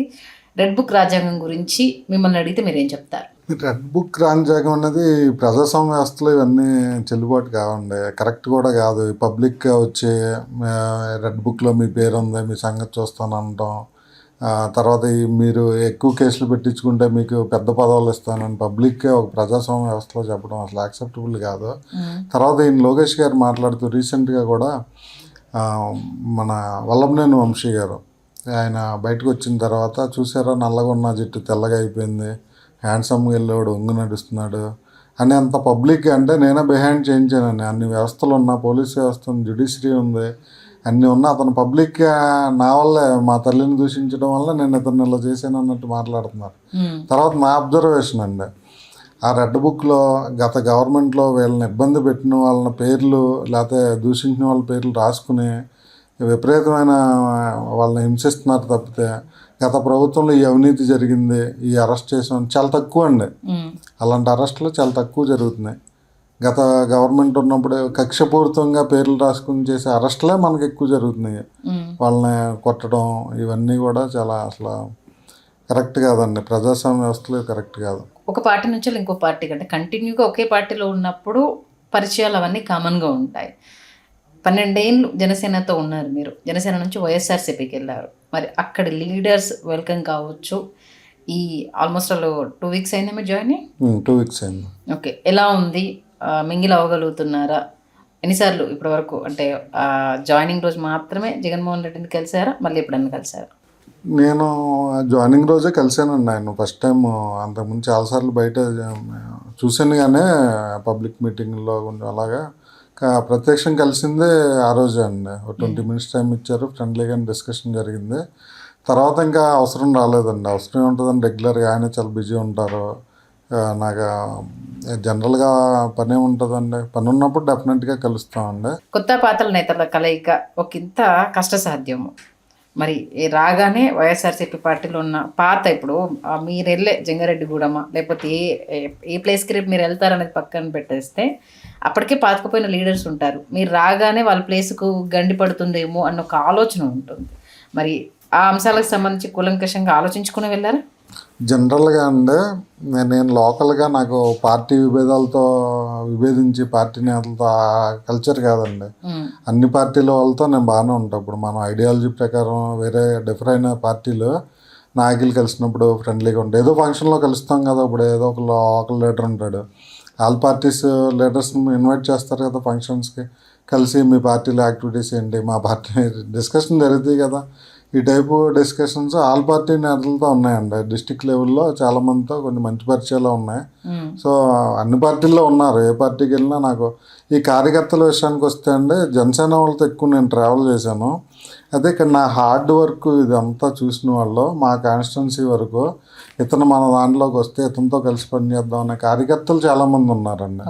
సో నాకు వెళ్ళటం వల్ల ఇన్స్టెంట్గా వాళ్ళు కలిసి పనిచేయడానికి రెడీ ఉన్నారు. సో నాకు అలాంటి ఇబ్బంది ఏం జరగలేదు ప్రస్తుతానికి. సో కాంపిటీషన్ అంటారా, మా రిజర్వ్డ్ కాన్స్టిట్యున్సీలు అండి, ఒక్కో ఎలక్షన్ ఒక్కొక్కరు మారిపోతుంటారు. కాన్స్టెంట్గా జనరల్ సిచ్యువేషన్ రిజర్వ్డ్ కాన్స్టిట్యున్సీలో ఉండదు. సో ఇలా ఏ ఎలక్షన్ వచ్చినా లీడర్ మారిపోవడమే. సో దానివల్ల ఎవరికి కాంపిటీషన్ కాదు. ఓకే, అలాగే అంటే కూటమి ప్రభుత్వం రాగానే వైఎస్ఆర్సీపీ నుంచి చాలామంది ఎక్స్ మినిస్టర్స్ కావచ్చు, ఎమ్మెల్యేలు కావచ్చు రావడం జరిగింది. వాళ్ళ పరిస్థితి ఏంటి అసలు పార్టీలో? ఏముందండి, ఇప్పుడు కూటమిలోనే అకామిడేట్ చేయలేక చాలామందినే గొడవలు చేసిన పరిస్థితి చూసాము. సో వాళ్ళనే ఏదో నామినేటెడ్ పోస్టులో లేకపోతే నెక్స్ట్ ఎలక్షన్లోనే ఏదో చేస్తారు. ఈ పార్టీలు చేంజ్ అయినప్పుడు ఏంటంటే, అధికార పార్టీలోకి వెళ్ళినప్పుడు సో ముందు తీసేసుకుందాం, ప్రతిపక్షాన్ని వీక్ చేద్దాం అనే ఉద్దేశంలో దండేసేస్తారండి. వేసినాక ఏం పట్టించుకోరు వాళ్ళని. అది అందరూ ఫేస్ చేస్తారండి, ఏదో ఎక్స్పెక్ట్ చేసి వెళ్తారు. కొంతమందికి ఏంటంటే గతంలో ఏదో ఇబ్బందులు ఉంటాయి, సో ఆ కేసుల్లో పెట్టి అరెస్టులు చేస్తారేమో, ఇబ్బంది పెడతారేమో, వ్యాపారాలకు కొంచెం ఇబ్బంది పెడతారేమో అని కొంతమంది కామ్గా వెళ్ళిపోయిన వాళ్ళు ఉంటారు, సైలెంట్గా ఉండిపోయిన వాళ్ళు ఉంటారు. సో ఇలా రెండు విధాలా కూడా జరుగుతాయండి. ఈ మధ్యకాలంలో తెలుగు రాష్ట్రాల్లో మీడియా విషయానికి సంబంధించి పెద్ద ఎత్తున చర్చ జరుగుతోంది. లీకులు ఇచ్చి రాపిస్తున్నారు అనేది మీరు ఒక అభియోగం చేయడం జరిగింది. ఏంటి, టీటీడీ చైర్మన్గా బిఆర్ నాయుడుకి ఇచ్చారు, ఏబిఎన్ ఆంధ్రజ్యోతికి ఒక స్థలం ఇచ్చారు, దానికి సంబంధించి ఏదో ఆర్టికల్ రాశారు. ఒక్కసారి దాని గురించి అయినా చెప్తారా? ఈ జనరల్గా ఏంటంటే అండి, ఈ కొంచెం ఒక టీడీపీ పార్టీకి సపోర్ట్ చేసే మీడియా వర్గం అంతా ఎగెనెస్ట్ ఉన్నారు. ఇది బిఆర్ నాయుడు గారికి టీటీడీ చైర్మన్ ఇవ్వడం అనేది.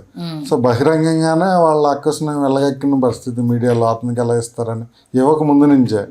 ఇచ్చిన తర్వాత వీళ్ళు ఏంటంటే ఎగెనెస్ట్ గవర్నమెంట్ ఆర్టికల్స్ వేయటం. సో వీళ్ళకి అయ్యో బెనిఫిట్స్ కావాలి అవి ఫిల్ చేసుకోవడానికి. సో జనరల్గానే టీడీపీ గవర్నమెంట్ ఎప్పుడున్నా వాళ్ళ మీడియాకి కొంచెం ఎక్కువ బెనిఫిట్ చేస్తారు, అడ్వర్టైజ్మెంట్స్ ద్వారా కానీ లేకపోతే ల్యాండ్స్ అలాట్ చేయడం కానీ. అలాగే మనం రీసెంట్గా చూసిందే ఏబిఎన్ ఆంధ్రజ్యోతికి ఆమోద పబ్లికేషన్స్కి 1.5 ఎకరా గవర్నమెంట్ ఇచ్చింది, టీడీపీ గవర్నమెంట్ గతంలో 2017లో. సో దాన్ని రెగ్యులారిటీస్ ఫాలో అవ్వకుండా ఇచ్చారని చెప్పి ఆపారు. సో దాన్ని వాళ్ళు కోర్టుకి వెళ్ళారు. సో జనరల్గా ఇప్పుడు కోర్టు ఏం డైరెక్షన్ ఇచ్చిందంటే ఇది ఫాలో కండి అని ఇచ్చింది.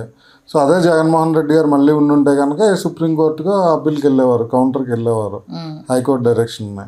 సో వీళ్ళు ఏంటంటే వాళ్ళ అనుసంధాన పార్టీ, వాళ్ళ అనుసంధాన మీడియా కాబట్టి వాళ్ళ దాన్ని మళ్ళీ ఇంప్లిమెంట్ చేస్తూ వాళ్ళకి వేరే చోట మళ్ళీ ప్లేస్ అలాట్ చేస్తూ ఏముందంటే మీకు తెలియదు, మీడియాలో కంపల్సరీ వాళ్ళ పార్టీలు వాళ్ళకి సపోర్ట్ చేస్తూ దోచిపెడుతుంటారు ప్రజల ఆస్తులు, ప్రజల డబ్బులు. మామూలుగా ఒక పార్టీ నుంచి ఇంకో పార్టీలోకి వెళ్తున్నామని అంటే వెళ్ళగానే నువ్వు ఖచ్చితంగా పార్టీ గురించి మాట్లాడాల్సి ఉంటుంది, మన పార్టీ వైపు నువ్వు వాయిస్ వినిపించాల్సి ఉంటుంది, అందులోని లోపాలను ఎత్తి చూపాలి, ఆ మనుషుల గురించి మాట్లాడాలని ఒక కండిషన్ పెడతారు. అది ఎక్కడైనా ఉండేదే, కండో మారిన తర్వాత స్వరం కూడా మారుతూ ఉంటుంది. మరి బండారు సురేష్ గారి స్వరం రాబోయే రోజుల్లో ఎలా ఉండబోతోంది? నేనండి ఎక్కడున్నా ఒక పార్టీకి హానెస్ట్గా పనిచేస్తానండి, దాంట్లో ఎలాంటి అనుమానం లేదు. ఇక ఎదుర్కొంటే ఎవరున్నా వాళ్ళ ప్రత్యర్థి పార్టీలే అండి. సో వాళ్ళ మీద ఈ పాలసీస్ పరంగా అలాంటి విమర్శలే ఉంటాయి కానీ వ్యక్తిగత విమర్శలు అయితే నా నుంచి ఉండవండి. ఇప్పుడు పాలసీల పరంగా అయితే మాత్రం ఖచ్చితంగా విమర్శిస్తా. పార్టీలో జరుగుతున్న లోపాలు కానీ ప్రజలు జరుగుతున్న అన్యాయాల మీద కానీ ఖచ్చితంగా విమర్శిస్తాను. ఓకే, మరి నెక్స్ట్ ఫ్యూచర్ ప్లాన్ ఏంటి? ఎందుకంటే కింది స్థాయి నుంచి నేను ఎదగాలనుకుంటున్నారు అనేసి అన్నారు. రాబోయే రోజుల్లో ఎలక్షన్స్ చాలా ఉన్నాయి. మరి బండారు సురేష్ అడుగులు ఎటువైపు, అంటే కింద నుంచి వెళ్ళి ఎదగాలనే ఆలోచనలోన, లేదు అప్పటి వరకు నేను ఖచ్చితంగా ఒక క్యాండిడేట్గానే, ఎమ్మెల్యే క్యాండిడేట్గానే నేను నా కెరీర్ స్టార్టింగ్ ఇంకా అక్కడికే వెళ్ళాలన్న ఆలోచన, ఫ్యూచర్ ప్లాన్స్ ఏంటి అసలు? మాది మధ్యతరగతి వ్యవసాయ కుటుంబం అండి. తల్లిదండ్రులు చదివించారు, MBA చదివాను, తర్వాత జాబ్ చేసుకున్నాను, ఓన్ కన్సల్టింగ్ పెట్టుకున్నాను, పొలిటికల్లో కెరీర్ స్టార్ట్ చేశాను, ఒక గుర్తింపు తెచ్చుకున్నాను, ఇక్కడ వరకు వచ్చాను నా జర్నీలో. ఇక అలాగా కంటిన్యూ అవుతుందండి. ఏ స్థాయిలో ఏ అవకాశాలు వస్తే అట్లా అందిపుచ్చుకుంటూ ముందుకెళ్తాం తప్పితే పర్టికులర్గా ఇదైతేనే మనం ఇలా అలాగేం లేదండి. కాకపోతే ప్రజాస్వామ్య వ్యవస్థ కాబట్టి ప్రతి ఒక్కళ్ళు కంటెస్ట్ చేసి గెలుపొందే అవకాశాలు ఉంటాయి. నాకు ఏ అవకాశం వస్తే ఆ అవకాశాన్ని నేను సద్వినియోగం చేసుకుంటూ ముందుకెళ్తాను. ఏదో ఒక ప్రాంతము ఈ ప్లేస్ నుండి యాజ్ ఎమ్మెల్యే గానా ఎంపీ గానా నేను పోటీ చేయాలనుకుంటున్నాను అన్నది ఒకటి ఖచ్చితంగా ఉంటుంది. ఇంత సుదీర్ఘంగా 12 సంవత్సరాలు, అంతకు ముందు నుంచి కూడా ఆల్మోస్ట్ ఒక 20 years అనుకోండి, మీ యంగ్ జనరేషన్ నుంచి ఒక 20 years నుంచి మీరు పొలిటికల్గానే ట్రావెల్ అవుతుంది.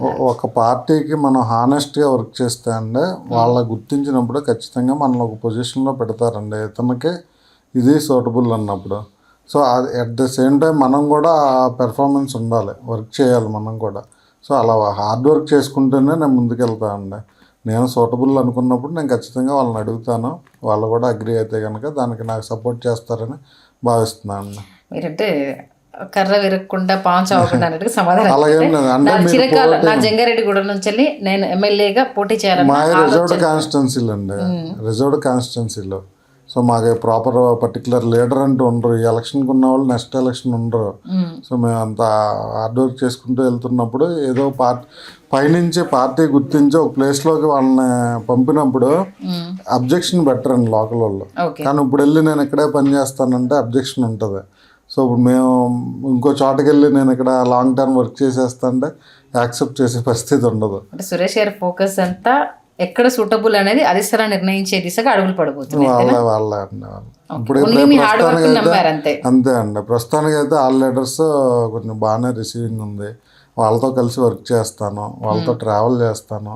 సో మనల్ని ఎక్కడ ఉంచాలనేది ఇక వాళ్ళ ఏది డిసైడ్ చేస్తే దాన్ని నేను ఫాలో అవుతాను. జట్టి గురునాథరావు గారు అనే ఆయన్ని నేను ఒక గాడ్ ఫాదర్గా పాలిటిక్స్లో నేను ట్రస్ట్ చేశాను, ఆయనతో ట్రావెల్ చేస్తాను. సో నన్ను ఆయన ఎలా గైడ్ చేస్తే అలా నడుచుకుంటాను. ఓకే, మరి ఈ సందర్భంగా నష్టపోతున్న, అంటే నాట్ ఓన్లీ జన సైనికులనే కాదు, అంటే కింది స్థాయి నుంచి ఇన్ని సంవత్సరాలు ప్రతి పార్టీకి పాటుపడుతూ వాళ్ళ గుర్తింపు లేకుండా బాధపడే వాళ్ళకి ఏదైనా చెప్పాలంటే ఏం చెప్తారు? ముఖ్యంగా జన సైనికులకు ఏం చెప్తారు? రాజకీయాల్లో సక్సెస్ అయ్యేది 5 to 10% ఉంటారు. 90% బ్యాక్ ఏంటంటే 5 years ఖర్చు పెడతారండి, తిరుగుతారు. కరెక్ట్గా వాళ్ళకి పొజిషన్ వస్తుందన్న టైంలో వాళ్ళు వీక్ అయిపోతారు. పార్టీలు అలాంటి వాళ్ళని సపోర్ట్ చేయవు, వాళ్ళకి ఢీకొనే వాళ్ళు కావాలి. సో క్యాండిడేట్ని మార్చేస్తుంటారు. సో ఆ టైప్లో నష్టపోయే వాళ్ళు చాలా ఉంటారు. కాకపోతే ఏంటంటే కొంతమందిని పార్టీ పదవులు ఇవ్వాలండి, ఇచ్చి అథెంటికేషన్ ఇచ్చి వాళ్ళకి కొంచెం రెస్పెక్టెడ్ ప్లేస్లో పెట్టాలి. అలా పెట్టట్లేదంటే ఏదన్నా పార్టీ కొంచెం వాళ్ళ జర్నీ ఆలోచించుకోవాలండి. ఆలోచించుకుని వాళ్ళ పార్టీ మార్గంలో ఎలాంటి తప్పు లేదు. ఓకే, జనసేనకు వెన్నుదన్నుగా నిలుస్తున్న కాపు సామాజిక వర్గానికి ఏదైనా చెప్పాలి అంటే మీ అనుభవాల ద్వారా ఏం చెప్తారు? కాపు కమ్యూనిటీ చాలా తెలివైన వాళ్ళు, చాలా ఉద్యోగస్తులు ఉన్నారు, ఇండస్ట్రియలిస్టులు ఉన్నారు, చాలా సామాజికవేత్తలు ఉన్నారు. సో మనం వాళ్ళకి ఏమీ చెప్పవసరం లేదు, వాళ్ళకి తెలుసు.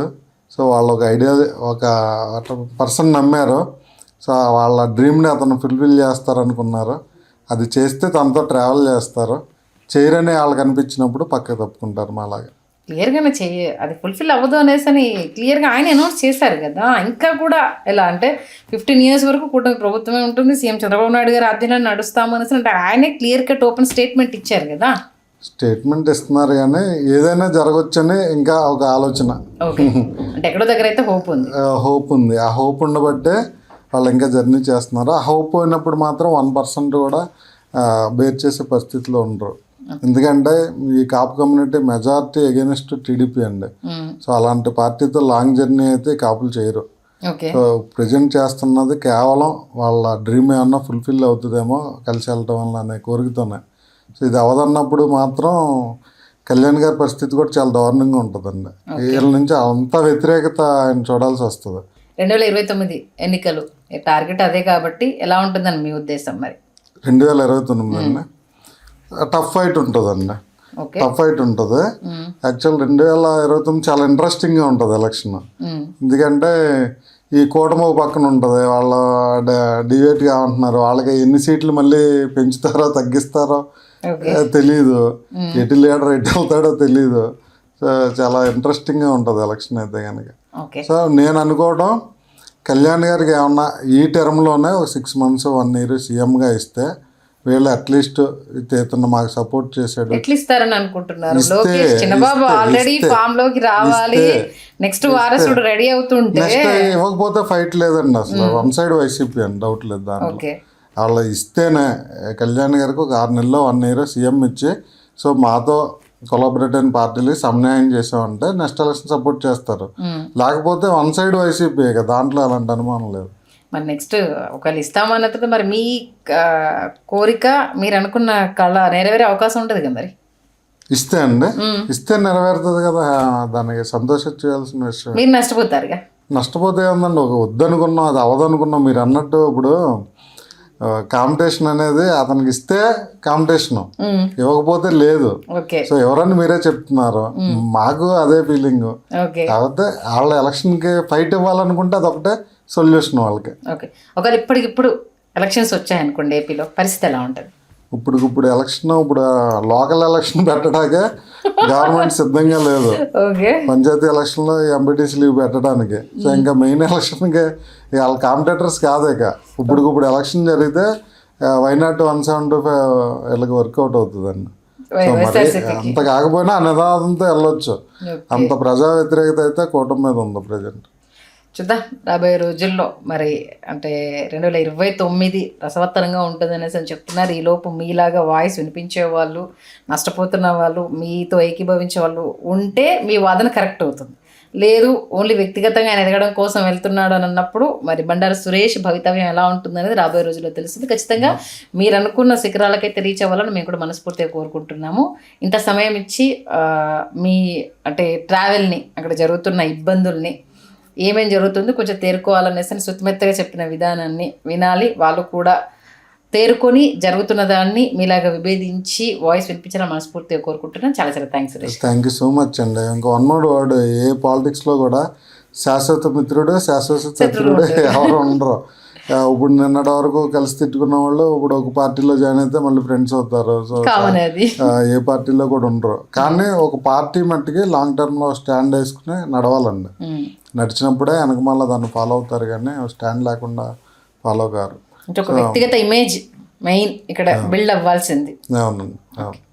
నాకు కూడా ఇంత మాట్లాడే అవకాశం ఇచ్చారు. మీ ద్వారా నేను అందరికీ నా మనసులో భావాలు షేర్ చేసుకున్నాను. ధన్యవాదాలు అండి. Thank you so much. Thank you sir.